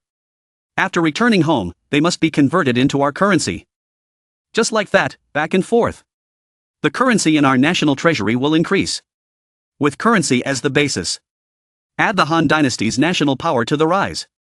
One day, we will build an international monetary system. With the RMB as the center. Moreover, they only go abroad to work. It's not like they won't return home. What's there to be afraid of? Ellie answered even though she didn't understand. She didn't understand much. But it sounded very impressive. The young master was so impressive. Lu Feng was now in the mood to tease again. You wanted to settle the score with me before. Why aren't you settling the score now? Ellie puffed her cheeks and looked away to explain. It's because you don't understand things. You don't see the whole picture. You can't compare to the young master. He laughed and reminded her. Okay. Stop flattering. Stand up first. It's too hot to hug like this. Ellie heard it and thought angrily. What do you mean? When he liked me, he called me sweet. Now he's climbing on top of him. He's talking hot again. The more he thought about it, the angrier he became. Ellie insisted on hugging Lu Feng tighter. She wouldn't stand up. The young master didn't mind the heat before. He helplessly compromised. Okay. Don't regret it. The atmosphere was a little heated. Ellie looked at him affectionately. Young master. Preparing for a kiss. Lu Feng suddenly asked. Nicole. Why are you here? Ellie was startled when she heard that. She quickly jumped off him and shouted. Nicole. She came in without knocking again. But when she looked out the door, there was no sign of Nicole. Ellie's eyes turned red and she shouted angrily. Young master. You lied to me. Lu Feng laughed and said. I didn't expect you to be so easy to fool. Ellie scolded lovingly. Hateful. Chang'an City. City Lord's Mansion. At the flower garden. The gardener introduced. These are the flowers I chose for the climate in Larson. If the princess likes them, I will go buy the seeds. Princess Jill looked at the flower-like image and exclaimed. Wow. So beautiful. Mother will definitely like it. Lelisa happily nodded. Very good choice. Jill said with eyes full of anticipation. I am very satisfied. You can go buy it. Money is not a problem. You can go directly to the consulate and find my maid to get it. The gardener took back the blueprint and confidently replied. Yes. Princess. Then I will go. Just as he was about to leave, Jenny approached. He bowed. Hello, Miss Jenny. She waved back. Hello. Jenny walked over to her sister and Lelisa. Good morning. Jill looked at her sister and asked. Good morning, Jenny. Why didn't I see you this morning? Lelisa also said. Just now Jill wanted to find her to have breakfast together. Jenny wondered. What did the other person want just now? Jill answered hesitantly. It was the gardener. She wanted to bring Larson back. Jenny heard that and sighed silently. Gardener. Bring it back for Her Majesty the Queen. Every time Jill mentioned the Queen in front of me, she was always careful. Actually, the matter between our mothers was already a grudge from a previous life. Moreover, Her Majesty the Queen was cold towards me. It was also normal. After all, she was an illegitimate daughter. To ease the tension, Jenny immediately hugged her sister's arm and said, the flower garden in Larson is really not good. It would be best to invite people from Han Dynasty. Pity the short-lived flowers. Jill heard this and replied with less awkwardness. That's right. He even helped her choose many kinds of flowers to bring back. She felt a little relieved. She was worried that Jenny would be unhappy when she mentioned something related to her mother. Now it seemed that she had thought too much. It was good that the child was fine. Jenny blushed and said, that's right. I have something very important to do this morning. I'm the champion of the 400-meter freestyle at the sports meet. I plan to use the prize money to buy a house in Chang'an City. Hearing that, Lelisa asked. So, this morning she went to see the house. Jenny replied excitedly. Yes.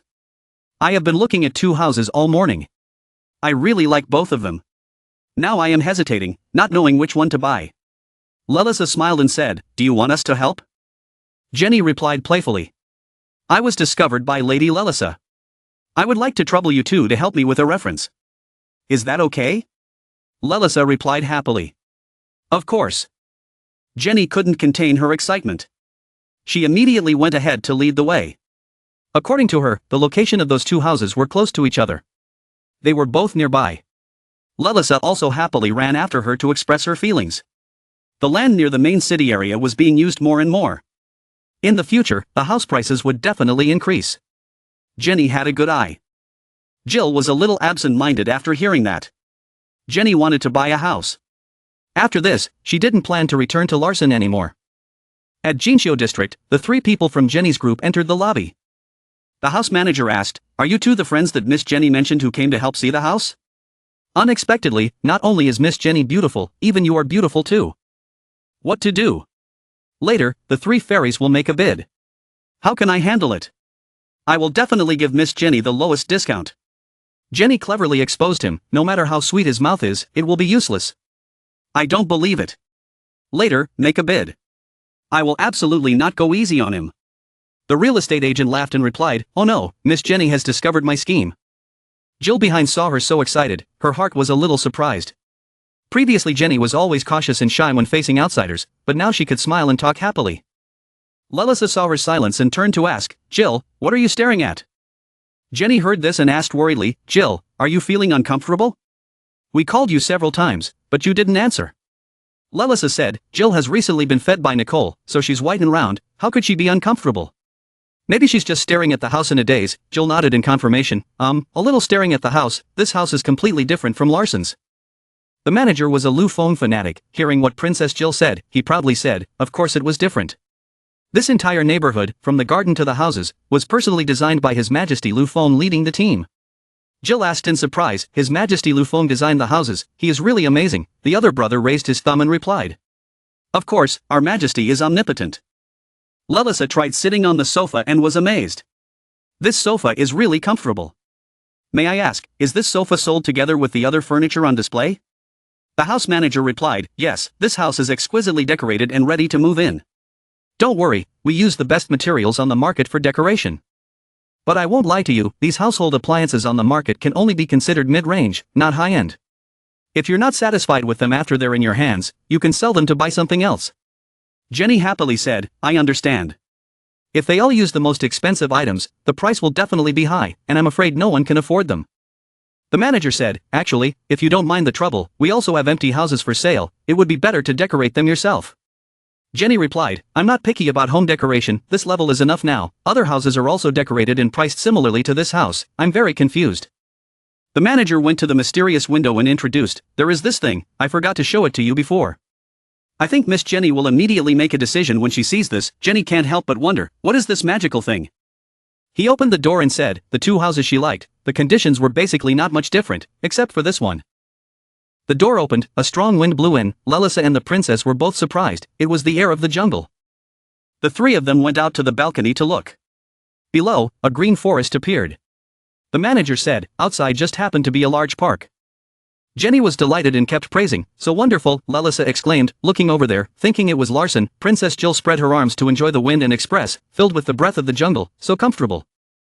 Jenny immediately made a decision, he was right, no need to see that one, I'll buy this one, the manager cheerfully replied, okay, here's the contract, you check to see if there's any problem, if not, you can come find me to return the signed copy at any time.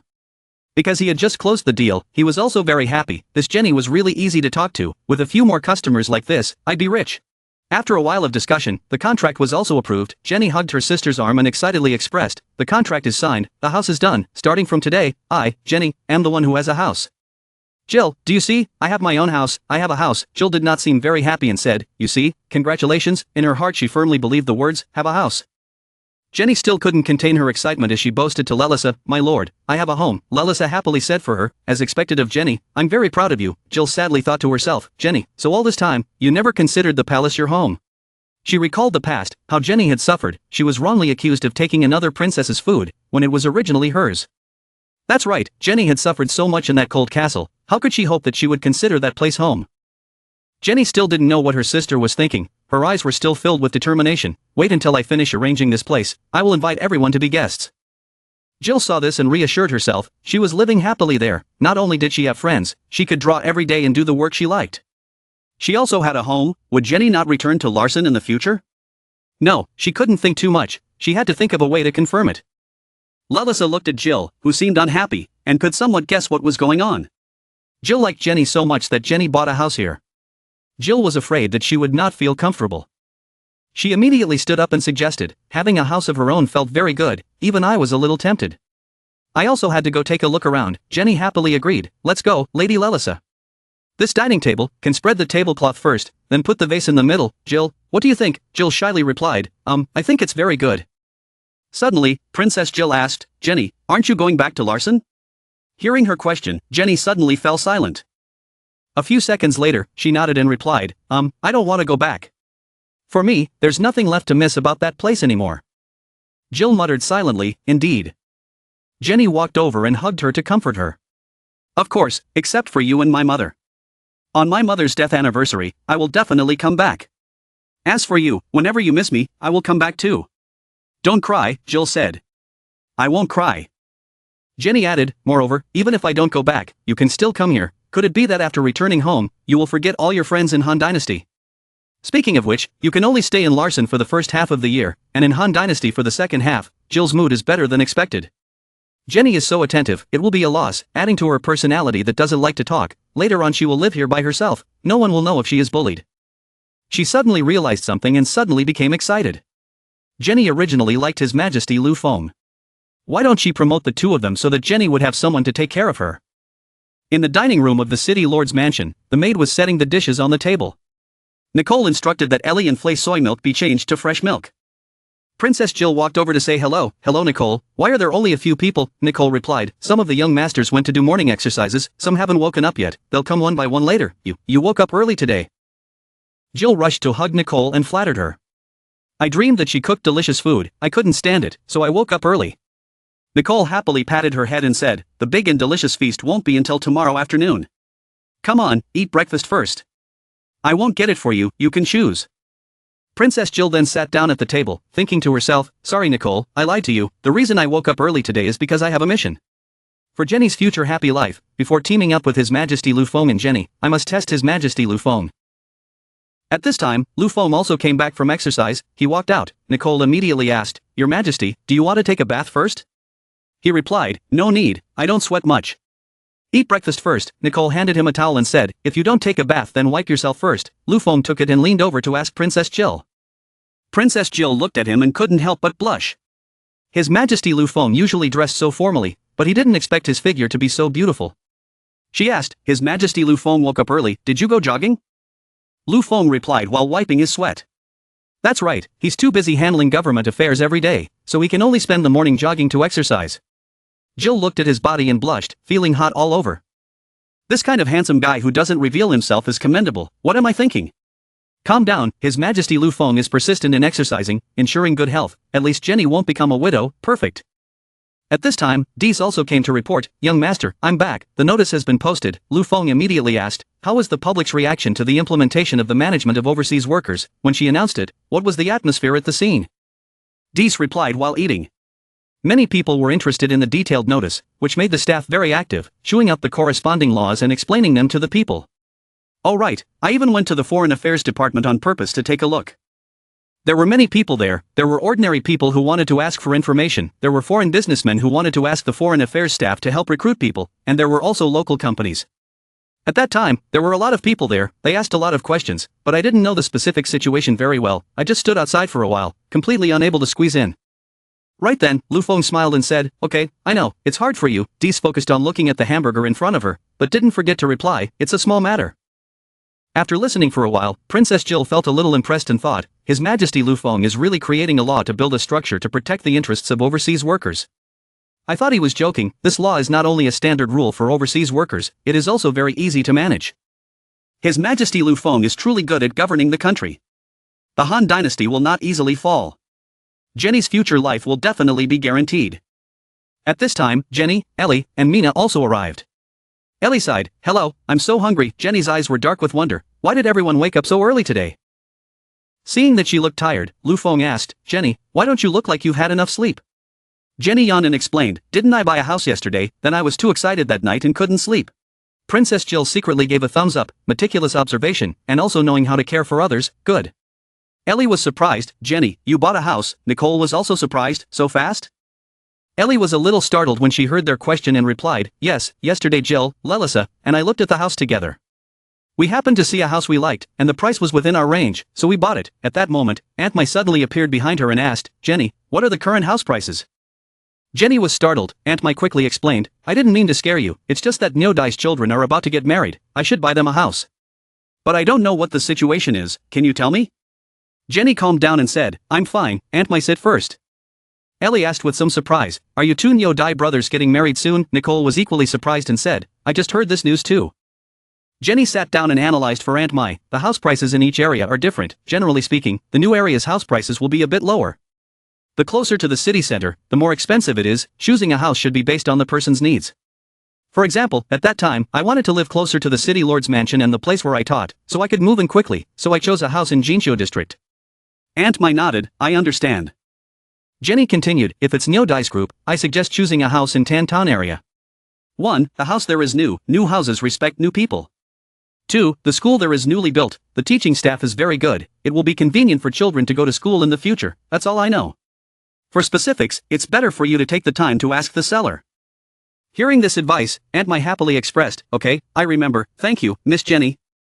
Then she immediately ran away and said, "It's better to choose a date than to meet the date." Now I went to ask the seller. Nicole immediately called after me and asked, "Mom, aren't you going to a breakfast?" Ellie sat down next to Jenny and questioned, "Very good. You quietly bought a house. Tell me, are you trying to scare us?" Jenny smiled and replied, "No, didn't I win 100,000 in a competition? I just bought it. How about everyone buy a house and be my neighbor? It seems like Lady Lelisa is also planning to buy in my neighborhood." Mina hesitated and said, "I don't think I have that much money. We can save it up." Ellie thought about it and said, "I don't think I can either." She had other plans in mind. "I don't want to buy it. I want to live with the young master." Princess Jill looked at Lu Feng's expression. Seeing that he was still focused on eating breakfast, she thought again. His Majesty Lu Feng started from the topic of Jenny buying a house. He didn't say anything else. He didn't express any attitude. He probably wasn't like some nobles in Larson. He felt that women should rely on men. They weren't worthy of owning property. Now, Lu Feng coughed twice, attracting everyone's attention. That, Jill expected. What would he say? Lu Feng said, "A house is actually a good investment, other than a place to live. It can also be considered a good investment. Normally, after you guys get busy, I won't give you any bonuses even after deducting your salary. If you guys want to buy a house, I'll use my own money. Give each of you a house." Everyone was surprised and refused. Wouldn't that be too wasteful? Forget it. I don't need it. My family bought it ourselves. No need to waste money. Young master. Jill was shocked. Lu Feng respected women so much? He even offered to buy them a house. Ellie covered her mouth and laughed, exposing him. "Young master, you think too much. I'm not talking about you.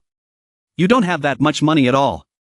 After the nation was founded, all the industries, such as supermarkets and tailor shops, were all nationalized by you. They all belonged to the nation. Therefore, your private assets were only part of what you had when you were the lord of Xi'an City." Lu Feng was petrified when he heard that. Ellie continued to tease. "Although those private properties are still making money.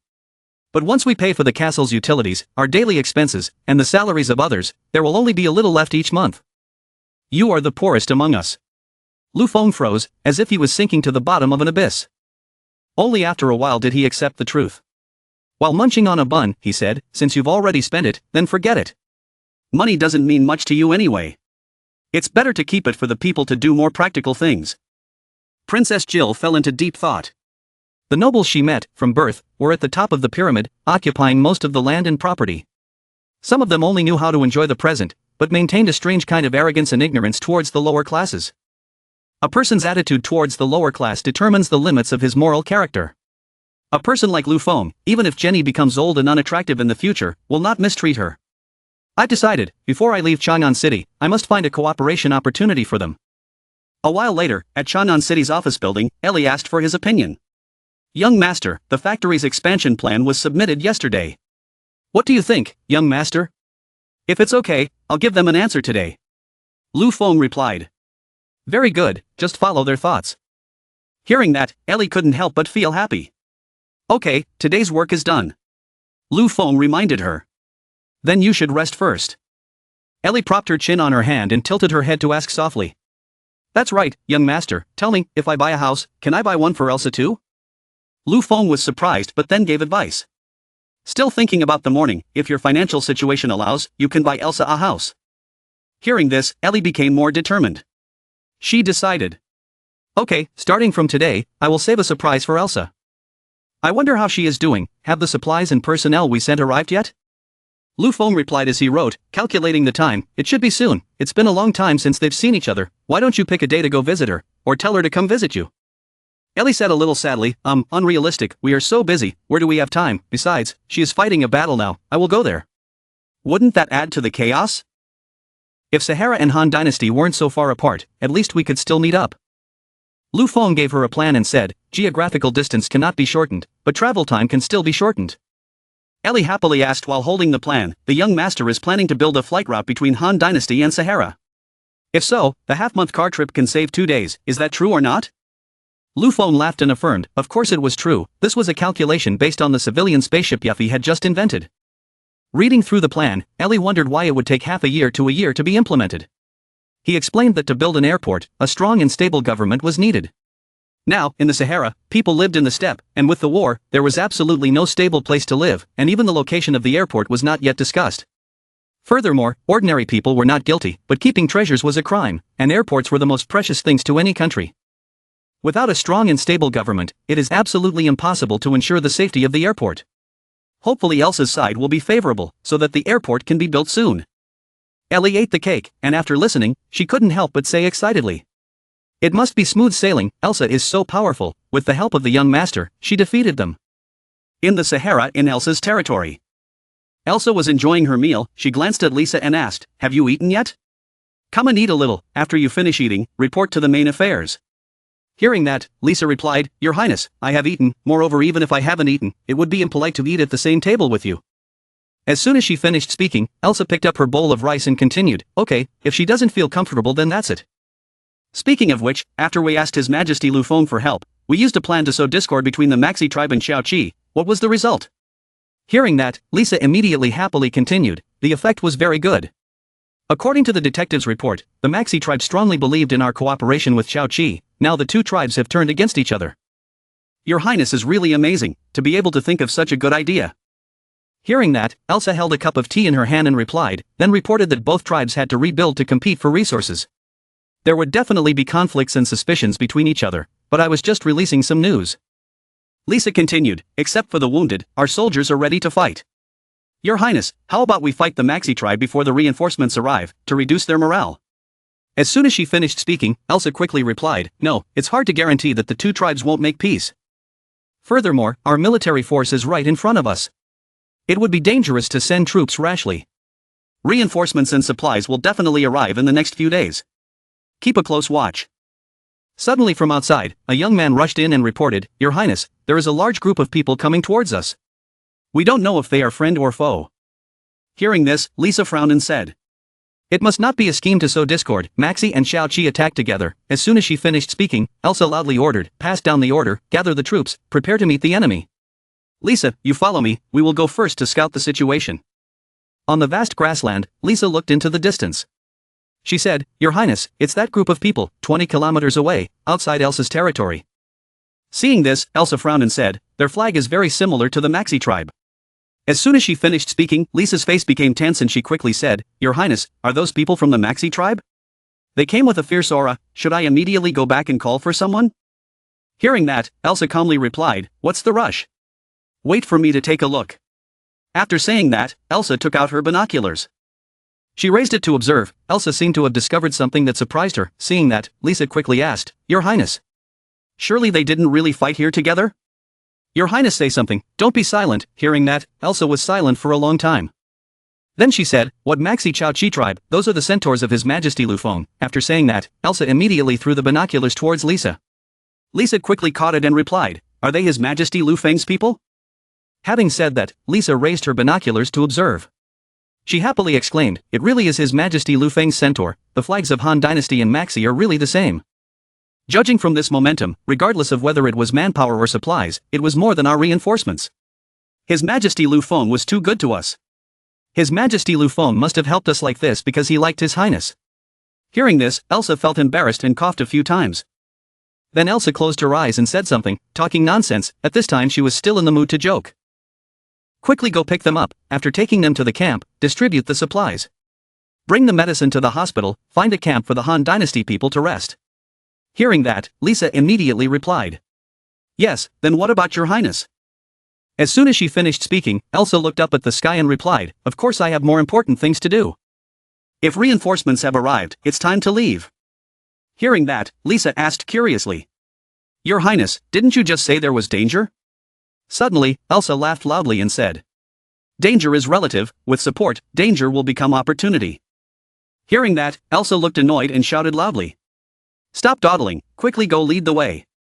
After I finished rounding up the troops and met the Han Dynasty commander, I'll immediately set out. Seeing that, Lisa replied in panic. Yes, Your Highness. After saying that, Elsa turned to look at the soldiers and loudly ordered. Did you hear what I said? Hurry back to the camp, she said. The soldiers all answered in unison. Yes. After finishing, Elsa looked up at the sky. She thought to herself that Maxi and Xiao Qi were already in her pocket. Once she caught them, she would immediately give the hostages an ore she had promised to His Majesty Lu Feng. Or escort yourself, convenient to meet him. At this time in Chang'an City, Lu Feng's group was laughing and joking with each other. Lu Feng said, the long-awaited banquet has finally arrived. I want to open my stomach and eat to my heart's content. Hearing that, Mina wondered and asked, why is it arranged in the afternoon? As soon as she finished speaking, Ellie replied. Nicole said she was afraid that if we ate too much, we wouldn't be able to sleep at night. Eating in the afternoon is easier to digest.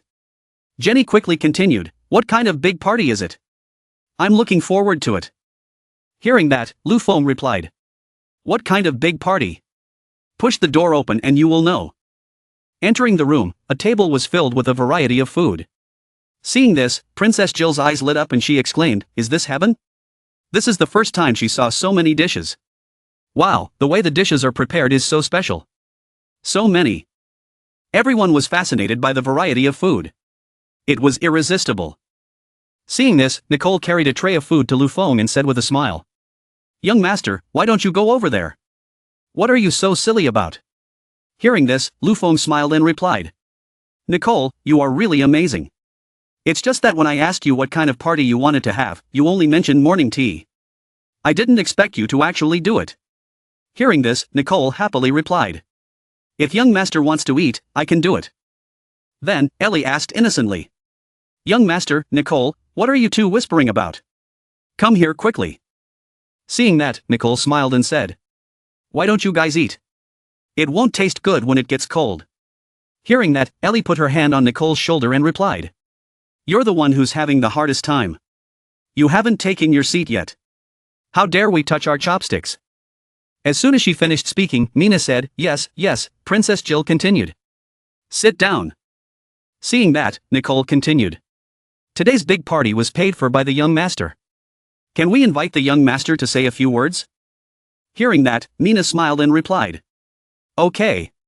Dees quickly continued. What does the young master want to say? Ellie continued with a carefree smile, the young master is already so poor. And he invited us to a party. Must say. Must say. Hearing this, Lu Feng smiled and replied. Actually, this time it was to comfort everyone who had worked hard in the sports festival. Second, it was to celebrate everyone's excellent results in the sports festival. Consider it a family party.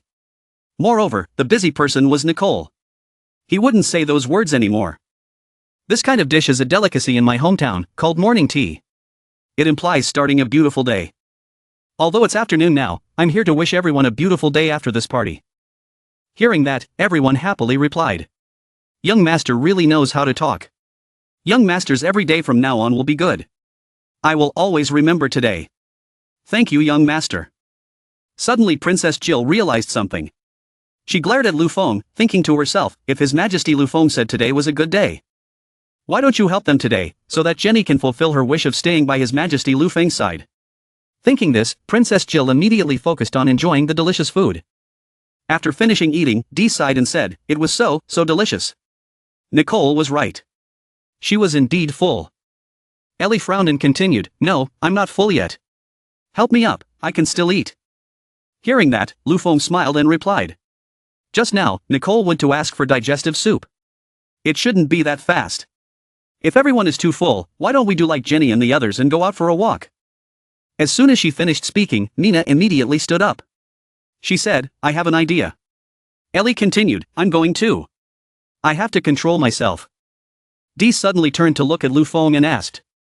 Young master, are you going? Hearing that, Lu Feng froze for 5 seconds. Speechless. Seeing that, Princess Jill thought, no way, it was so hard to tell Jenny to come to the balcony. His Majesty Lu Feng wanted to go for a walk. So what should I do? After a while, Lu Feng replied. He is not going anywhere. Hearing that, Princess Jill happily exclaimed. How fortunate. How fortunate. The opportunity has come. Just take His Majesty Lu Feng up. In front of the flowers under the moon. Beautiful scenery. The two of them will definitely succeed. After thinking, Jill immediately smiled and said. His Majesty Lu Feng. Jenny's easel and watercolors are on the balcony on the top floor. We can't go. Can you help? Hearing that, Lu Feng smiled and replied. Okay. Let's go. As soon as he finished speaking, Princess Jill smiled and said. Thank you, Your Majesty. As they walked, Lu Feng asked curiously. Why were her things placed on such a high balcony? Hearing that, Jill quickly replied. Jenny wanted to draw the sunset earlier. At this moment, in the city lord's mansion, on the balcony, Jenny was sitting alone and feeling depressed. She sighed and said dejectedly. Why hasn't Jill come up yet? At this moment, Jenny thought to herself, she clearly said she wanted to see the medal with me and told me to wait here. But she was nowhere to be seen. Surely she didn't run to the kitchen to steal a bite and forgot about me. Finally here she is, she has no concept of time. I have to scare her, see if she dares next time. Then Jenny looked angry and shouted. You made me wait for so long. You bad sister. With that, Jenny used her hand to strike forward. Unfortunately, she hit Lu Feng. Seeing this, Jenny thought to herself, young master, I'm going to throw myself into your arms again. Jenny was embarrassed and quickly said, I thought Jill was here. Sorry young master, I offended you. Hearing this, Lu Feng smiled and replied. It's okay, Jill called me. Jill is behind. After saying that, Lu Feng and Jenny immediately turned around to look, but there was no one behind them. Seeing this, Lu Feng was stunned and said, she was clearly behind me just now. Seeing this, Jenny secretly guessed that Jill must have intentionally set her and the young master up, so she actively tricked us into coming here. Sister, first don't say whether the young master has any feelings for me or not. Just my background alone. It's not appropriate. Forget it, forget it. Jill only wants the best for herself. She should quickly take the young master away. Then, Jenny said, young master, I'm sorry. We just wanted to joke with you. We didn't expect you to actually come. Seeing Jenny's unusual expression, Lu Feng thought, this reaction is not right. They probably did not bring me here on purpose. There is something they want to tell me. But now they do not dare to say it. Lu Feng then stood outside the balcony. He replied, no need to apologize. There is no such joke. I didn't even know it was a full moon today. It's been a long time since I've seen such a full moon. It's so beautiful. As soon as she finished speaking, Jenny continued, yes, very beautiful. In her mind, Jenny wondered, why didn't the young master leave? Surely he didn't find out. Lu Feng continued, she had been in Chang'an City for a while now. Jenny, have you gotten used to life here? Hearing that, Jenny smiled and replied, I'm used to it. I'm very used to it. The young master and everyone treat me very well. I also really like teaching students to draw. I'm very happy every day.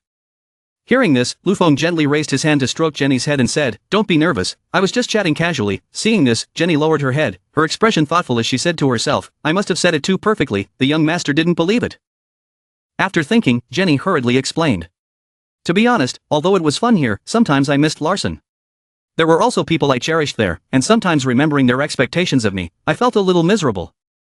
Hearing this, Lu Feng was confused and thought to himself, what does it mean? She wants to go back to Larson with Jill. At this moment, Jenny also had her own worries. She thought to herself, yes, Mother and Jill wanted her to be happy. Even though our statuses were not compatible, she had to at least express her feelings to the young master. Only then would Jill be able to return home with peace of mind. After thinking, Lu Feng and Jenny suddenly spoke at the same time. At that moment, their eyes stared at each other. Lu Feng thought to himself, no matter what, he had to convince her to stay. She could go on leave, but she had to come back. After thinking about it, Lu Feng said, you speak first. Then, Jenny held the medal firmly in her hand. She shyly said, this gold medal, I give it to the young master. Seeing this, Lu Feng was surprised and replied, this is your first gold medal, it has great meaning to you, I cannot take it. Hearing that, Jenny felt embarrassed and quickly continued, please don't refuse, young master. I really want to give it to you, she thought to herself, because this is a win-win situation, it also represents my intentions. Before, I carelessly threw myself into the young master's arms, but now I even took the initiative to hold the young master's hand. Seeing this, Lu Feng thought to himself, Jenny is determined to leave, so she gave me this. What should I do? How can I convince her to stay? After thinking about it, Lu Feng said, thank you for giving me this precious gift, I will definitely cherish it. Hearing this, Jenny thought to herself, the young master is really gentle enough to give people the courage to take a step forward. Princess Jill stood behind and silently observed. She secretly said, I'm so angry, just holding hands and giving medals makes me blush, are these two elementary school students? Such pure love, what's wrong with Jenny? Such a good opportunity, just take it, women chasing men is a layer away, as long as you take the initiative, you will have a chance. Suddenly, Jenny replied in a low voice, young master, what do you think about your stepdaughter? Hearing this, Lu Feng silently thought that she had said that she was not loved. When Jill came, she had only said that she was Jenny's sister. She had never mentioned the king and queen in front of her before, so Jenny was the king's illegitimate child, if this was the reason why she wanted to leave. At this moment, Jenny thought to herself, even if he was as open-minded as the young master, he would still hate stepdaughters like everyone else. What am I thinking? Taking it a step further, it was really funny. After thinking, Jenny said, young master, I have nothing else to say, I'll go down first. Hearing this, Princess Jill was angry and cursed inwardly. I must be blind. Why do I feel that Lu Feng is suitable? I even want to push Jenny to him. Jenny was embarrassed and quickly said, young master, good night. As soon as she finished speaking, Jenny immediately left. Lu Feng stopped and looked around in a daze. Lu Feng stammered, that. If that stepdaughter didn't do anything harmful, I feel like I shouldn't have any thoughts about her. Although her background is an indelible mark on her, everyone is an individual, and it is up to them to decide who they are and whether they are worthy of respect. It is not her background, but her actions and qualities. Hearing this, Jenny turned her head to look. She was moved to tears. Lu Feng continued, Jenny, you are a very outstanding girl. Being an illegitimate child is not your fault. You don't need to feel inferior because of it. At this moment, a loud shout echoed from the Larson Palace, get lost, don't touch me. She and Jill were about the same age. What would Jill think if you did that? Hearing this, King Larson replied. Sorry, it's all my fault. But the child has already been born. Can't kill the mother and child, right? If not, take them to a remote palace. Out of sight, quiet. Jenny is the child born from the love affair between my father and my mother when they were young, and she is a maid. An illegitimate child was not accepted. After that, the feelings between the Queen and His Majesty grew stronger and stronger, gradually becoming more harmonious. The Queen did not like the two of us. In order to please the Queen, the Emperor pushed us to a remote palace. Here, Jenny and her mother lived happily together. Jenny's mother smiled and said, you see, even without paper and pen, we can still draw a beautiful picture. Hearing that. At that time, Jenny was still young, she smiled and replied innocently. Mother is really amazing. At that time, what was called a remote palace was actually just a small wooden house. We lived there for days without clothes, without food, and being bullied by others. Mother never complained. She worked hard to maintain our lives. She taught me to draw. One day, Jenny's mother fell seriously ill. Before she died, her mother told her, Jenny, my child, you must escape from this place. Don't be tied down here. Hearing that, Jenny cried and called out twice. Mother. My mother, when I was 6 years old, had completely changed. At that time, Jenny sat beside her mother's body. She cried loudly and called out. Mother. Wake up. At that time, there were 2 maidservants standing beside her watching. They said that she was also very pitiful. At that time, His Majesty was such a playboy, favoring so many people. She was the only one who was pregnant. Yet life was like this. Hearing that, the girl standing next to her quickly added, "What a pity, quickly take her away. So unlucky, remembering childhood memories." Jenny continued silently. "When I was young, I didn't know what death meant. Losing the protection of my mother, my circumstances changed completely. From secretly hiding to openly bullying me. At that time, Jenny's ears were pinched. The attendants loudly scolded me. Hurry up, admit that you are a dog. Learn dog language. I will feed you." At that time, only Princess Jill stood up to protect Jenny. Jill stood in front of Jenny and angrily said, "Stop. Why are you bullying her?" Hearing that, the entourage quickly explained. "Princess. You don't know." Before she could say anything, the attendant standing beside her quickly grabbed her shirt and interrupted her. "Are you crazy? Princess Jill is straightforward. She likes to help others get justice. Don't make her angry." That day, Jill fell from the sky to save me. She has the typical hair and eye color of royalty. She is also different from me in terms of confidence and courage. At that time, Jill took the bread and went to Jenny and asked. She was the illegitimate child. Hearing that, Jenny was scared and quickly ran away and said, "Please. Sorry." At that time, Jill did not expect to know my identity. She gave me clothes and food. I was very scared. I felt very guilty. I quickly ran away. Jill brought the bread and poked her head in to look at it, then continued. "You eat this? Let me get some bread for you." After that, I don't know if it was because of her orders. No one came to bully me anymore. What surprised me the most was that a few days later, Jill came to the place. Maybe it was because we were the only girls in the palace.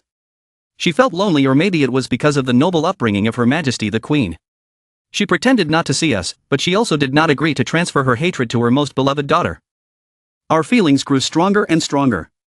We often sneaked out of the palace to travel around the palace. Year after year, we grew up. I always kept my mother's instructions in mind. I quickly found an opportunity to sneak onto the ship as ordered to go to Han Dynasty. I packed my luggage all night and hid in the ship's storage room. After that, I met the young masters. Although I lived a very happy life, there were times when I still remembered my identity and felt like this happy life was stolen. After I unconsciously fell in love with His Majesty, my feeling of inferiority increased even more. Hearing this, Lu Feng was surprised and said, "I may not be able to control other places, at least on this land we are equal. Furthermore, I will not comment on the right or wrong of my parents, the matters of my previous life have nothing to do with me." Hearing that, Jenny bowed her head and said in a low voice, "Young master." As soon as she finished speaking, Jenny rushed forward and hugged Lu Feng tightly. She shyly said, "Young master, I like you." Then Jenny gently gave Lu Feng a sweet kiss. After the kiss, Jenny suddenly stepped back. Jenny continued. "Young master, I have liked you for a long time. Because of my status as an illegitimate child, I am very self-conscious. But if the young master said that we are equal and accepts Jenny, then I have no reason not to express it." Hearing these words from Jenny made Lu Feng freeze for 5 seconds. Jenny continued. "Even though there is a possibility that I will not be reciprocated, I have bravely expressed my feelings, and I will not let down the young master's trust in me. I will try my best to like you in the future. I will take my leave first. Goodbye, young master." After saying that, Jenny immediately ran away. Seeing this, Lu Feng raised his hand and lightly touched his lips and said, "Are girls these days so bold, forcing a kiss in one go?" After kissing and running away, I seem to remember a proverb, "Boys outside must protect themselves." Princess Jill hid behind the door and saw this. She happily thought to herself that with this kiss, His Majesty Lu Feng would definitely take better care of Jenny in the future. This could be considered as achieving her goal. "I'm feeling a little hungry, let's go to Nicole's place to see if there's anything good to eat." Lu Feng felt embarrassed, so he raised his hand to scratch his head and said, "Forget it, just go with the flow." Suddenly, Ellie came closer and said, "Young master, so you are here, there is important intelligence." Hearing this, Lu Feng reached out and took the letter and asked, "What happened?" Ellie continued. "We received a telegram. It said that Timothy and Nyoda had already gone to the front lines." Lu Feng held the letter and read it word by word. He said, based on the time it took for the telegram to be delivered, Timothy and Nyoda would soon be facing Field's army. Inform the telegram command room, and then Yadian's news would be directly passed to me.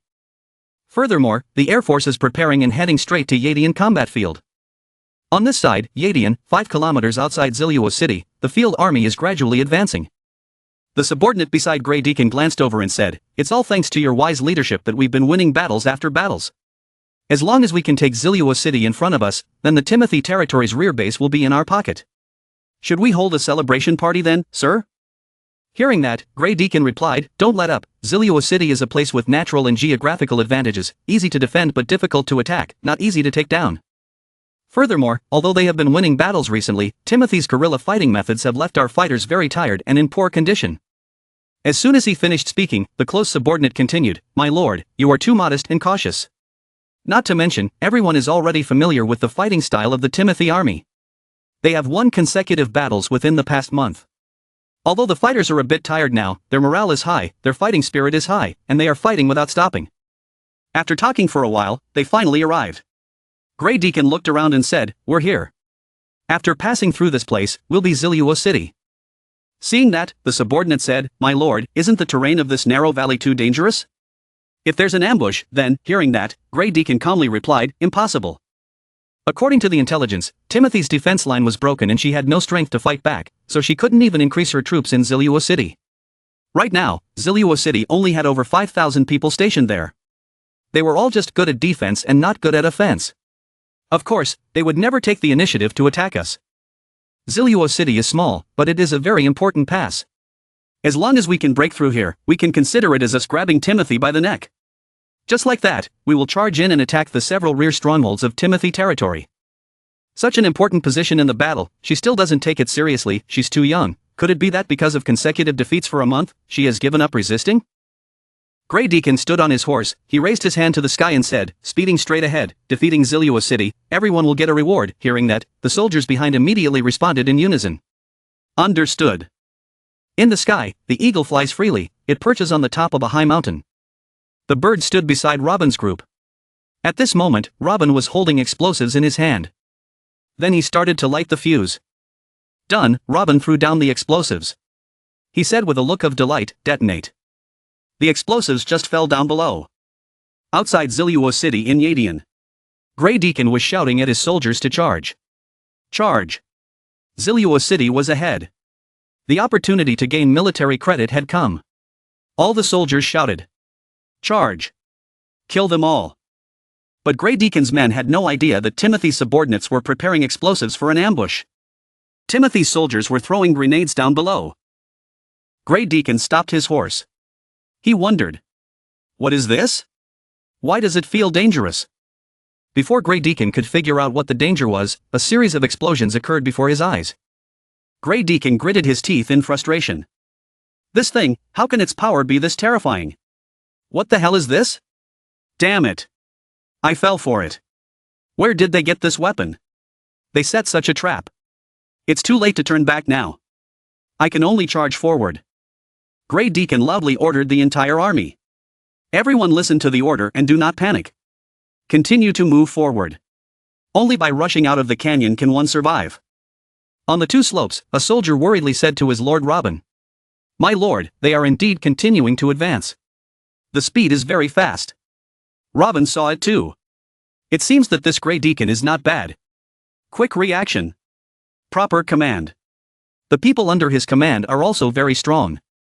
But then, Lord Robin also smiled meaningfully and said, "It's just a pity that intelligence is betrayed by intelligence.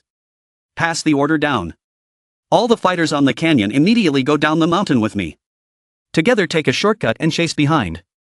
The soldier replied obediently. Understood. The soldiers under Gry Deacon's command, when they escaped the canyon, were talking loudly. What was that just now? It was terrifying. The person who was hit is gone. Should we retreat? What a bunch of cowards. They're already scared.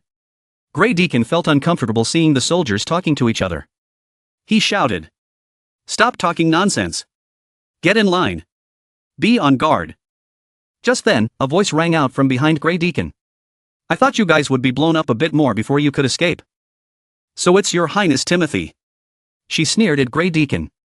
"Even though you were ambushed, your reaction speed is very fast. I wonder if there are any generals under field who are interested in submitting to me." Gry Deacon thought angrily. Oh no, Timothy was not expecting to be at the front line. There must be more to the main force than the weapons just now. Timothy waited for a long time but no one surrendered. She raised her hand and gave an order. It seemed that this general would not surrender. Where are the men? Charge. Then, a tank loomed in and fired continuously. Gry Deacon was shocked when he saw the tank. What kind of weapon is this? We are leading the elite troops now. There is still a chance to escape. But His Majesty will surely punish me.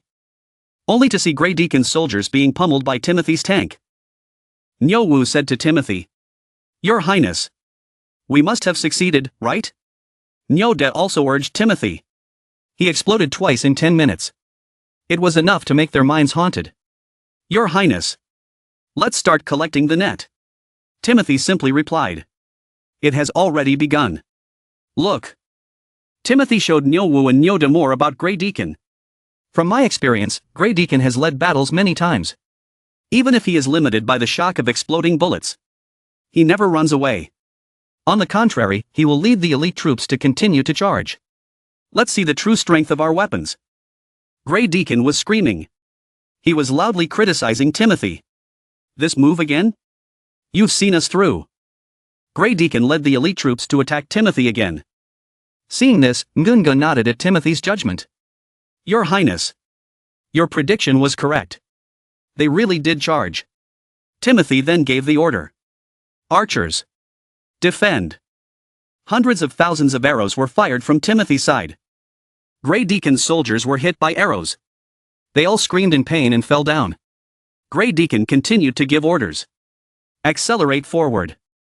Gry Deacon was furious but seemed powerless to fight. He thought. Even if this siege fails, I must still try to gather information about these weapons. Gry Deacon blocked Timothy's attack.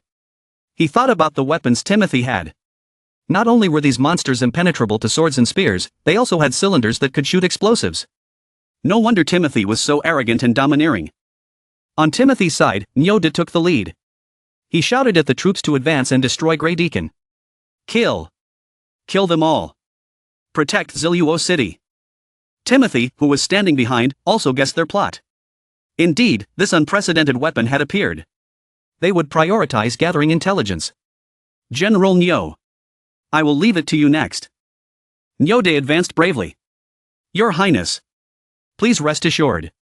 Nyo shouted to chase the Gry Deacon's side away from their weapons. Stay away from it. Nyo used his axe to counter Gry Deacon's attack. He shouted and cursed Gry Deacon. Damn it. Stop slashing. Do you know how expensive this thing is to make? Hearing Nyo say that, Gry Deacon fell into thought. What he said meant that this thing was very expensive. Furthermore, it wasn't completely indestructible. Nyo somewhat acknowledged Gry Deacon's strength. His strength was also strong. It could damage my axe. After Gry Deacon's subordinate got the information about the weapon, he raised it high and reported the result to Gry Deacon. Gry Deacon was elated when he saw that the intelligence was there. He happily ran away. Your skills are quite good. But I don't have time to play with you. Nyo was furious. Damn it. Are you going to run like that? Stop right there. Nyo was about to chase after the water when Timothy stopped him. General Nyo. The goal has been achieved. Stop it. Nyo was stunned. Oh, Your Highness. Nyo praised Timothy. Your Highness. This time, your strategy of using fish in a pot and the mountainous terrain was excellent. Not only did we win a great victory, we also captured a large number of surrendered soldiers. We also became famous in one battle. Spread the news of your return.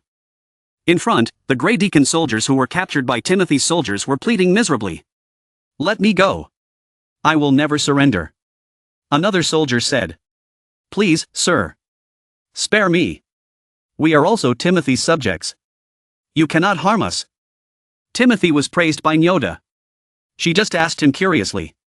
After this battle, it was of course a declaration of war against Field. Can you still be optimistic? Nyo was determined. He replied confidently.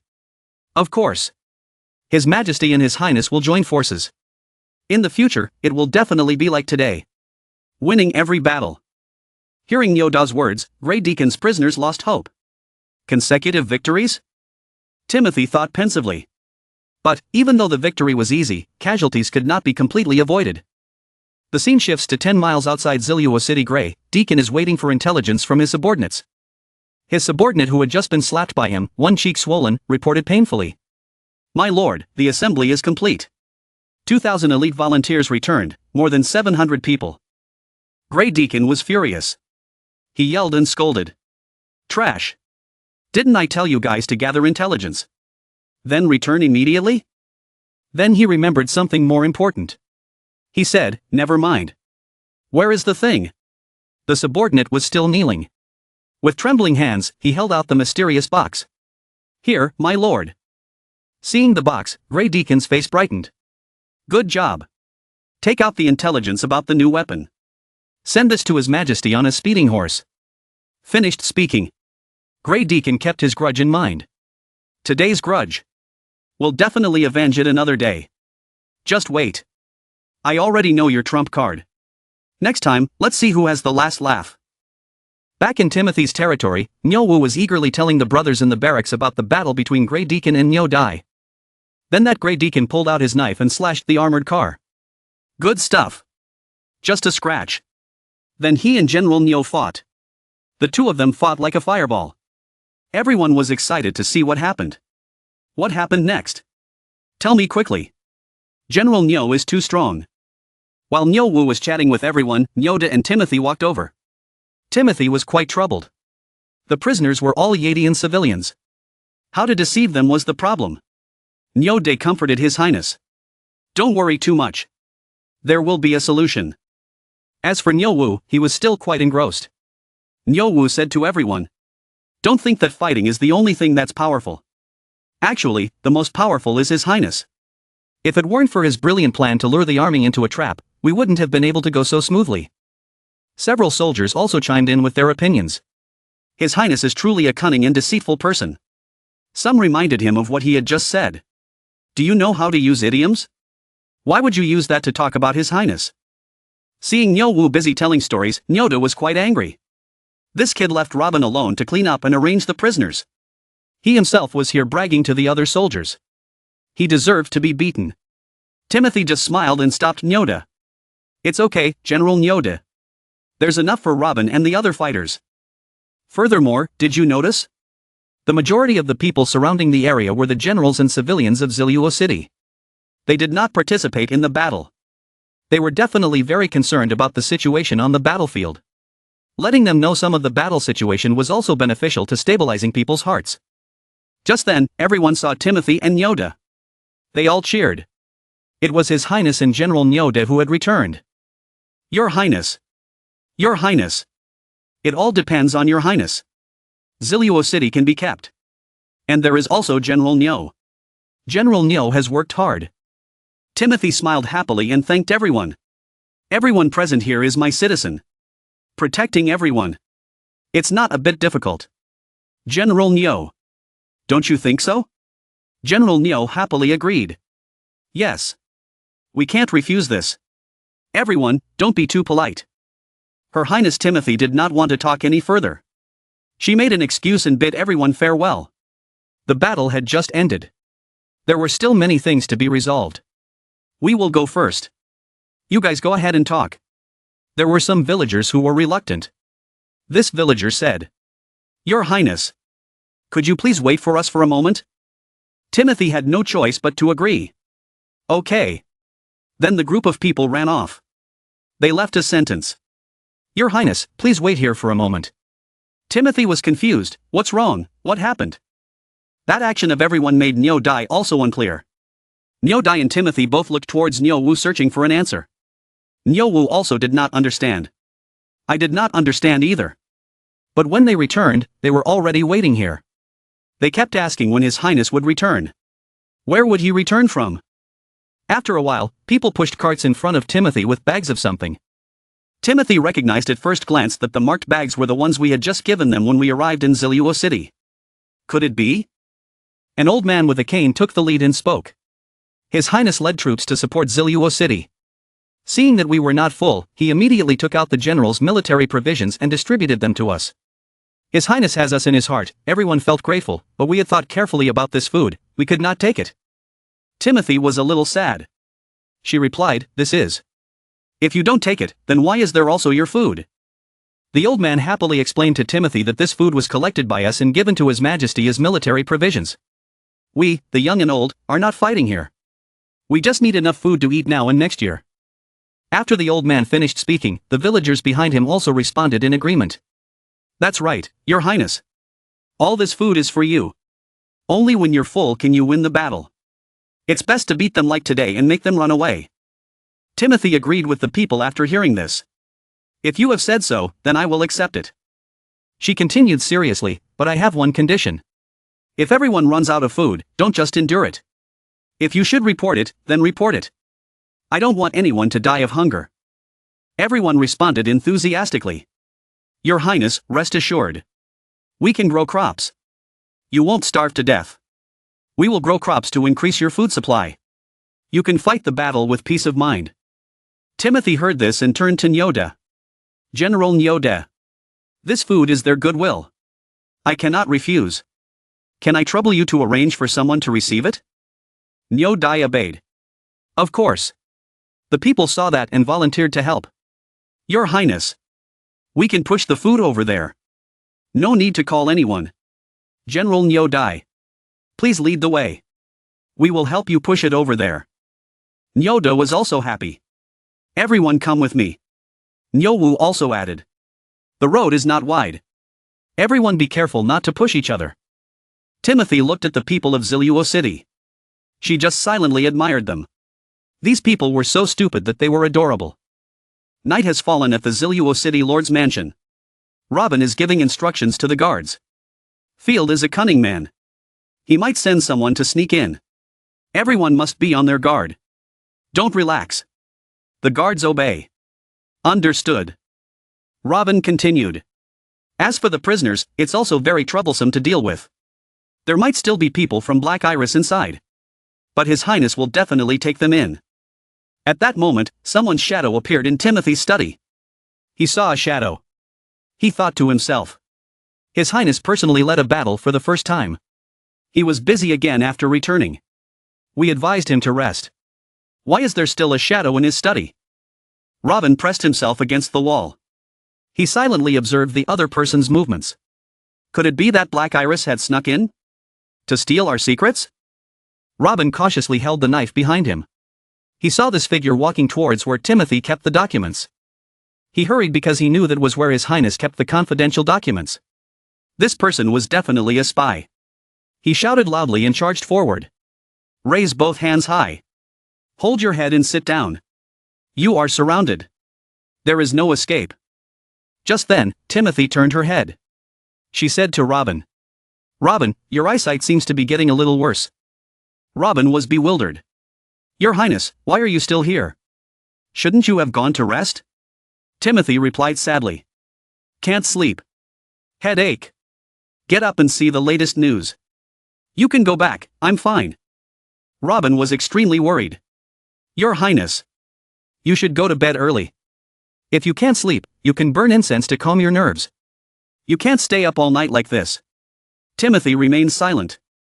Robin was extremely worried. This is your first time in battle. You've seen many tragic scenes. He may not have said anything on the surface. But he must have been quite excited inside. Robin took the initiative to suggest that I help him. Timothy agreed. Okay. Look up at the battle map. Timothy asked Robin sadly. Robin, am I a late bloomer? Today, 80% of Field's army on the battlefield are my dead. Even though we are in two different camps now, fighting each other, it is still us fighting each other. As he spoke, Timothy put down the flag pin. Furthermore, because we withdrew most of the army to practice new tactics, the remaining soldiers could only fight a guerrilla war and try to defend the city. When we first arrived at the capital, we saw them all emaciated. We couldn't bear it, so we distributed food supplies to the people. Timothy poured out his heart with tears in his eyes. But today, not only did they return it, they even gave us more. Tell me, if I had grown up earlier, I could have avoided Yadian being divided, and not formed the situation like today. Robin saw that and didn't know what to say. He just gently stood beside His Highness. Your Highness? Timothy wiped his tears, tried to smile and said, maybe I'm too tired today, so I'm easily moved. Robin placed his hand on Timothy's back, showing his loyalty and comforting him. Timothy, your highness, Robin has followed you for so many years, only I know best. By your side, I know that, in every aspect, your highness is trying to do the best he can. The current situation of Yadian, the fault is not yours. The fault is with the main priest. The fault is with Field. On the contrary, only your highness can save Yadian, save the people of Yadian. Timothy felt uncomfortable hearing the compliment. He tried to interrupt Robin. Okay, stop saying those compliments. Next, we have to face a bigger challenge.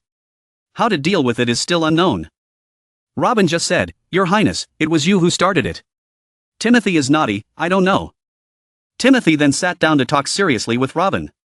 That's right, the soldiers who were counting the battlefield supplies reported that a package of explosives had been taken.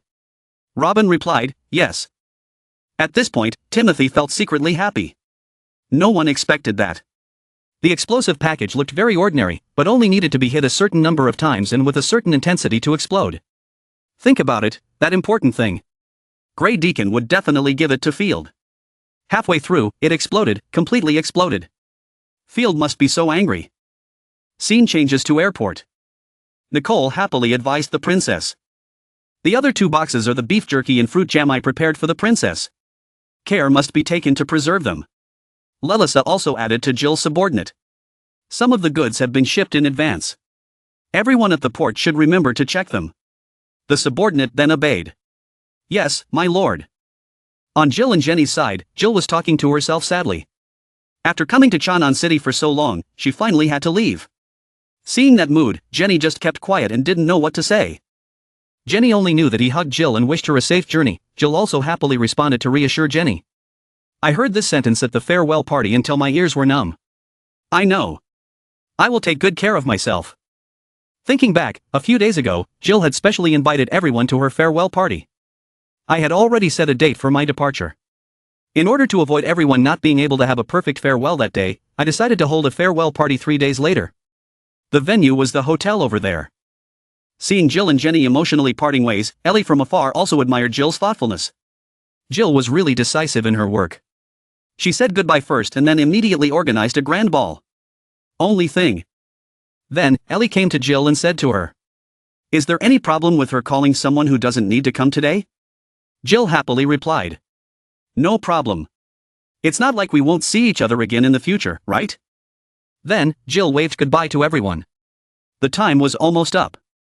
I was about to go over there. Jill's subordinates also expressed their regrets to Lu Feng. These past few months of traveling in the Han Dynasty, it would be hard to forget in this life. Lu Feng also warmly replied. The next time you come, it will be even harder to forget. Then, Jill and her subordinates saluted and bid farewell to Lu Feng. Your Majesty Lu Feng. See you later. Your Majesty, goodbye. Lu Feng also gave a kind reminder. Be careful on the road. On the plane, Jill happily said goodbye to everyone. Let's go. See you next time. Jenny stood below and said to Jill. Sister, come to my place when you're in a bad mood. Ellie also waved goodbye. Bye-bye. Nicole was also happy. Remember to eat the food prepared for you. But don't eat too much. It will make you feel sick. The plane flew higher and higher from Chanan City. Jenny's face was blank at this moment, looking regretful. Leia comforted her. Okay, Jenny. Jill definitely didn't want to see her sad. Parting was for the sake of future reunions. Ellie agreed. That's right. Do you want to go swimming? Let's go swimming together. It's very hot now anyway. Jenny happily agreed. Okay. Lu Feng can come. He told everyone. Let the driver take you to the pool. Leia is back. We need to go see her. Ellie asked again. Leia is back. Do you need me to go with you there? Lu Feng replied cheerfully. No need. Give me a day off today. I can handle it myself. Ellie was happy. Okay. Goodbye, young master. Then, Lu Feng returned to the city lord's mansion to welcome Leia. Leia was offered a cup of coffee and happily said thank you. She began to report the situation to Lu Feng. I remember I reported everything about the situation in Fabro in the telegram. I wonder what the young master called me for. Lu Feng then said. The telegram was very vague. I want to understand it more clearly.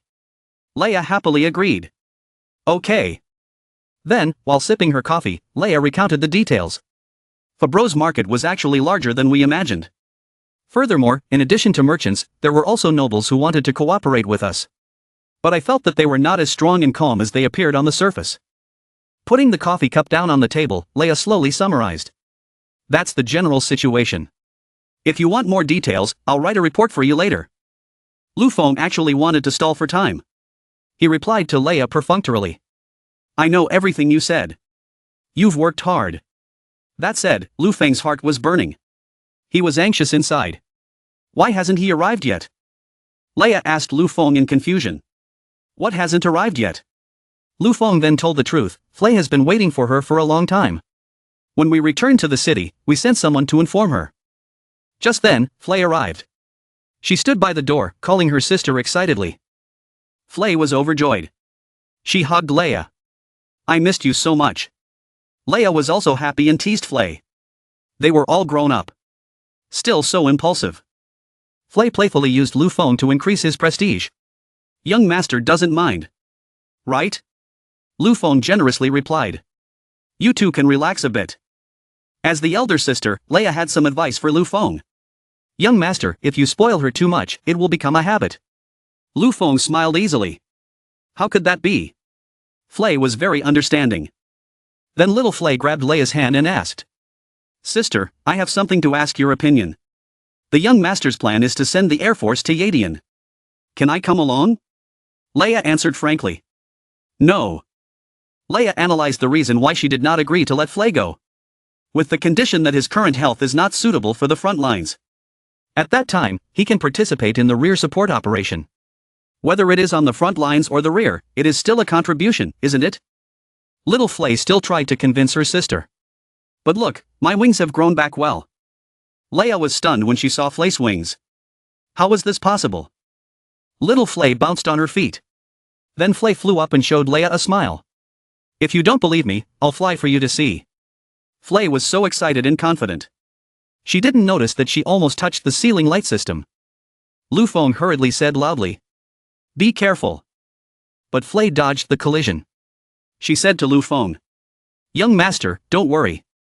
My reaction is very fast, right? Flay was still on the ceiling talking down to convince Leia.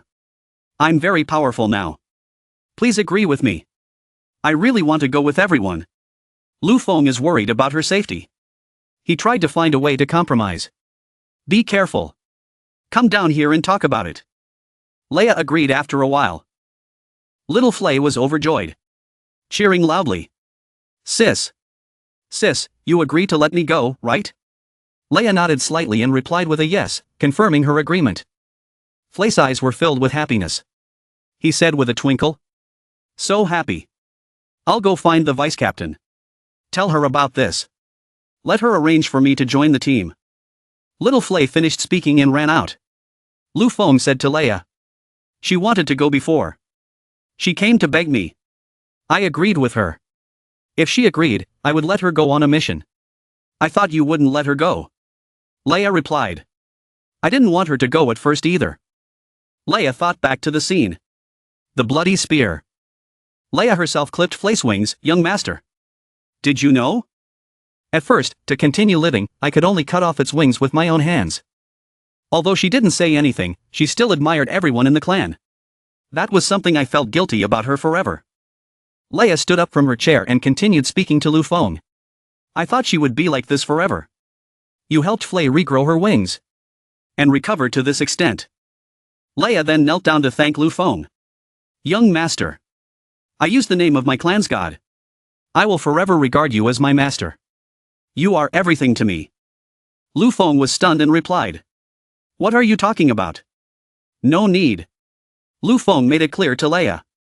First of all, we are not a feudal lord here. Kneeling is not popular. Then I don't need you to treat me as your master. This is not a human trafficking organization. Do you think that if I cure Flay, you will sell yourself to me? Leia immediately said firmly. Yes, sir. I prayed to the god before. If Flay could get well, I would be willing to remain single until old age to serve the god. Now, the one who cured Flay is your young master. Leia was determined. Young master. I am yours from now on. Seeing that Lu Feng was not moved, Leia continued to speak with all her might. I know you said equality. But we cannot be equal. Whatever you want me to do is fine. As long as it is your order, I will do it to the best of my ability. Lu Feng was helpless. Standing still, he thought to himself. Although he knew that what she said to him was not the same thing, this was the first time someone had said these words to him in such a respectful manner. It was very difficult not to make people think in the wrong direction. Could it be that I was the type that craved her body? After a while, Lu Feng reluctantly agreed. All right. All right. I will be your master now. I command you not to regard me as your master. We are all equal. Understand? Leia also sighed and replied. I understand, master. Warm sunshine is shining down on Chang'an City.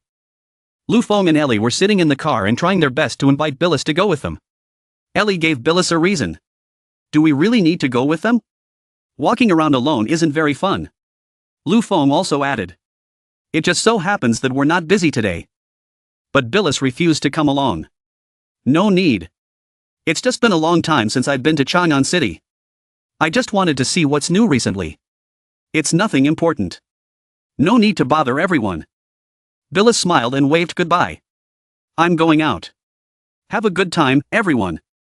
Ellie and Lu Feng were not very happy when they were rejected. Ellie whispered. I seem to feel the unintentional mockery. Lu Feng also looked dumbfounded. No comparison, no pain. Bilis walked alone through the streets of Chang'an City. She was surprised. This shopping mall gives people the feeling of a big shopping mall. Something is different. Nail salon? Hair salon? What is it all? Curious as he was, Bilis continued walking. No longer concerned. Just take a walk and see what happens later. But then he saw Bilis sitting down in some shop. She asked the nail salon employee in confusion. What is nail art? I have never seen this before in Chang'an City. The employee explained enthusiastically. This is something His Majesty has just proposed. Nail art. Nail polish oil can color your nails. Draw the shape you like. Hearing this, Bilis's eyes lit up with interest. Is it that interesting? I want the same color as my hair. Then came the hair. The hairdresser warmly invited Bilis to use his hair care combo. Miss, your hair is really beautiful. It's just that it's a bit tangled because of lack of proper maintenance. Do you want me to do it too? Bilis was quite curious and agreed. I've never tried hairdressing before. Go ahead and do it. After getting her nails done and her hair done, Bilis was enthusiastically offered to buy a dress. The clothing saleswoman tactfully invited Bilis. You have such a beautiful body. Full front and back. This dress will definitely suit you. Bilis was very pleased to be flattered. She immediately agreed. Okay. I'll win everything. The streets of Chang'an City are as crowded as ever. Bilis after a shopping spree. She was extremely happy. This feeling had never been felt in large shopping malls. It turned out that shopping could be this fun. She could still walk around for another day. Bilis was walking back happily when he heard the conversation of two young girls on the street. They were happily chatting with each other. Last time I had to carry a lot of bags. It was much more comfortable than before. That's right. That's right. Now my period doesn't bother me anymore. Bilis overheard and was curious. What was that about? Was it about my period? Just then, a promotional announcement came. Buy 3 packs, get 1 free. You can be sure you won't be overcharged. No scams. Comfortable sanitary napkins. Being a girl is great. This announcement caught Bilis's attention. Bilis walked into the sanitary napkin shop. She was confused and did not understand what was going on. The girls inside were bustling about. Then I will buy this one. I think that one is more suitable for your needs. There was a guy who was too shy to sleep and bought sanitary napkins for his wife. I actually wanted to help my wife buy them. Another girl complimented him. Wow. So thoughtful. Bilis's eyes widened. She was completely stunned. Wasn't this embarrassing to say? How could they sell things in front of so many people? Forget it. There were even men buying them. While he was wondering what was going on, the employee discovered Bilis. The employee quickly greeted Bilis. Hello, sir. Do you have any requests? Bilis was embarrassed and quickly waved his hand. No, I don't want to buy it. Seeing Bilis embarrassed. Only the staff promptly explained and promoted. No need to be shy. This is a project developed by Ellie. His Majesty also supported it by publishing an article in the newspaper. Menstruation is a normal physiological phenomenon for women. No need to avoid it. Respect everyone's hygiene. Be good to yourself. But Bilis still refused to buy it after hearing that. She mumbled, I don't need it for now. She was very curious. His Majesty still openly supported it. The staff member smiled and continued. No problem. This is a handbook for you. Inside there is a lot of knowledge about physiology. It is very useful. You must read it. Bilis blushed in embarrassment. He waved his hands wildly in refusal. No need. I really don't need it. After a while, Bilis stopped struggling to refuse. Bilis was already holding the notebook in her hand. She was helpless. She couldn't get past the salesgirl's persistence. Forget it. I'll put it away first. While holding the notebook, Bilis watched the people walking back and forth on the street. She thought to herself. I thought Chang'an City only had food and entertainment. I didn't expect this aspect to be there. Is it because people have money that their lives are richer? Are they starting to care more about themselves? While she was lost in thought, Bilis's stomach growled with hunger. She began to get excited. It was tiring to walk for so long. Let's go eat meat today. Very quickly, Bilis arrived in front of the butcher shop. The waiter was handing her the menu. These are our signature dishes. I recommend the honey grilled ribs. They are very popular with the girls. Bilis happily took the menu. Thanks. Let me see. Bilis took the menu in his hand. His order was not expensive. A plate of honey ribs had 4 pieces, and it was only 25 cents. I took a portion of ribs. There was also pork belly and mushrooms. The waiter standing next to him took the order and could only smile secretly. His smile was ambiguous. He gave the menu Bilis ordered to another waiter. I went to the kitchen to give the order. You go get a glass of water for the lady. He leaned closer to the other person. He smiled meaningfully and warned him. Don't let her escape. She's a valuable prey. The other person smiled meaningfully in return. Don't worry. I will definitely take good care of her. An hour later, Bilis had finished all the dishes she ordered. She happily thanked them. Your specialties are really delicious. Great service. Thank you. Then Bilis generously paid the waiter. That's 132 coins, right? Here's 150 coins. No need to give any change. The waiter laughed and said, Sir, you miscalculated. Your meal cost a total of 1,320 dong. Why is it only 132 dong? Bilis held the bill and was stunned. The menu just now was clearly not this price, why now?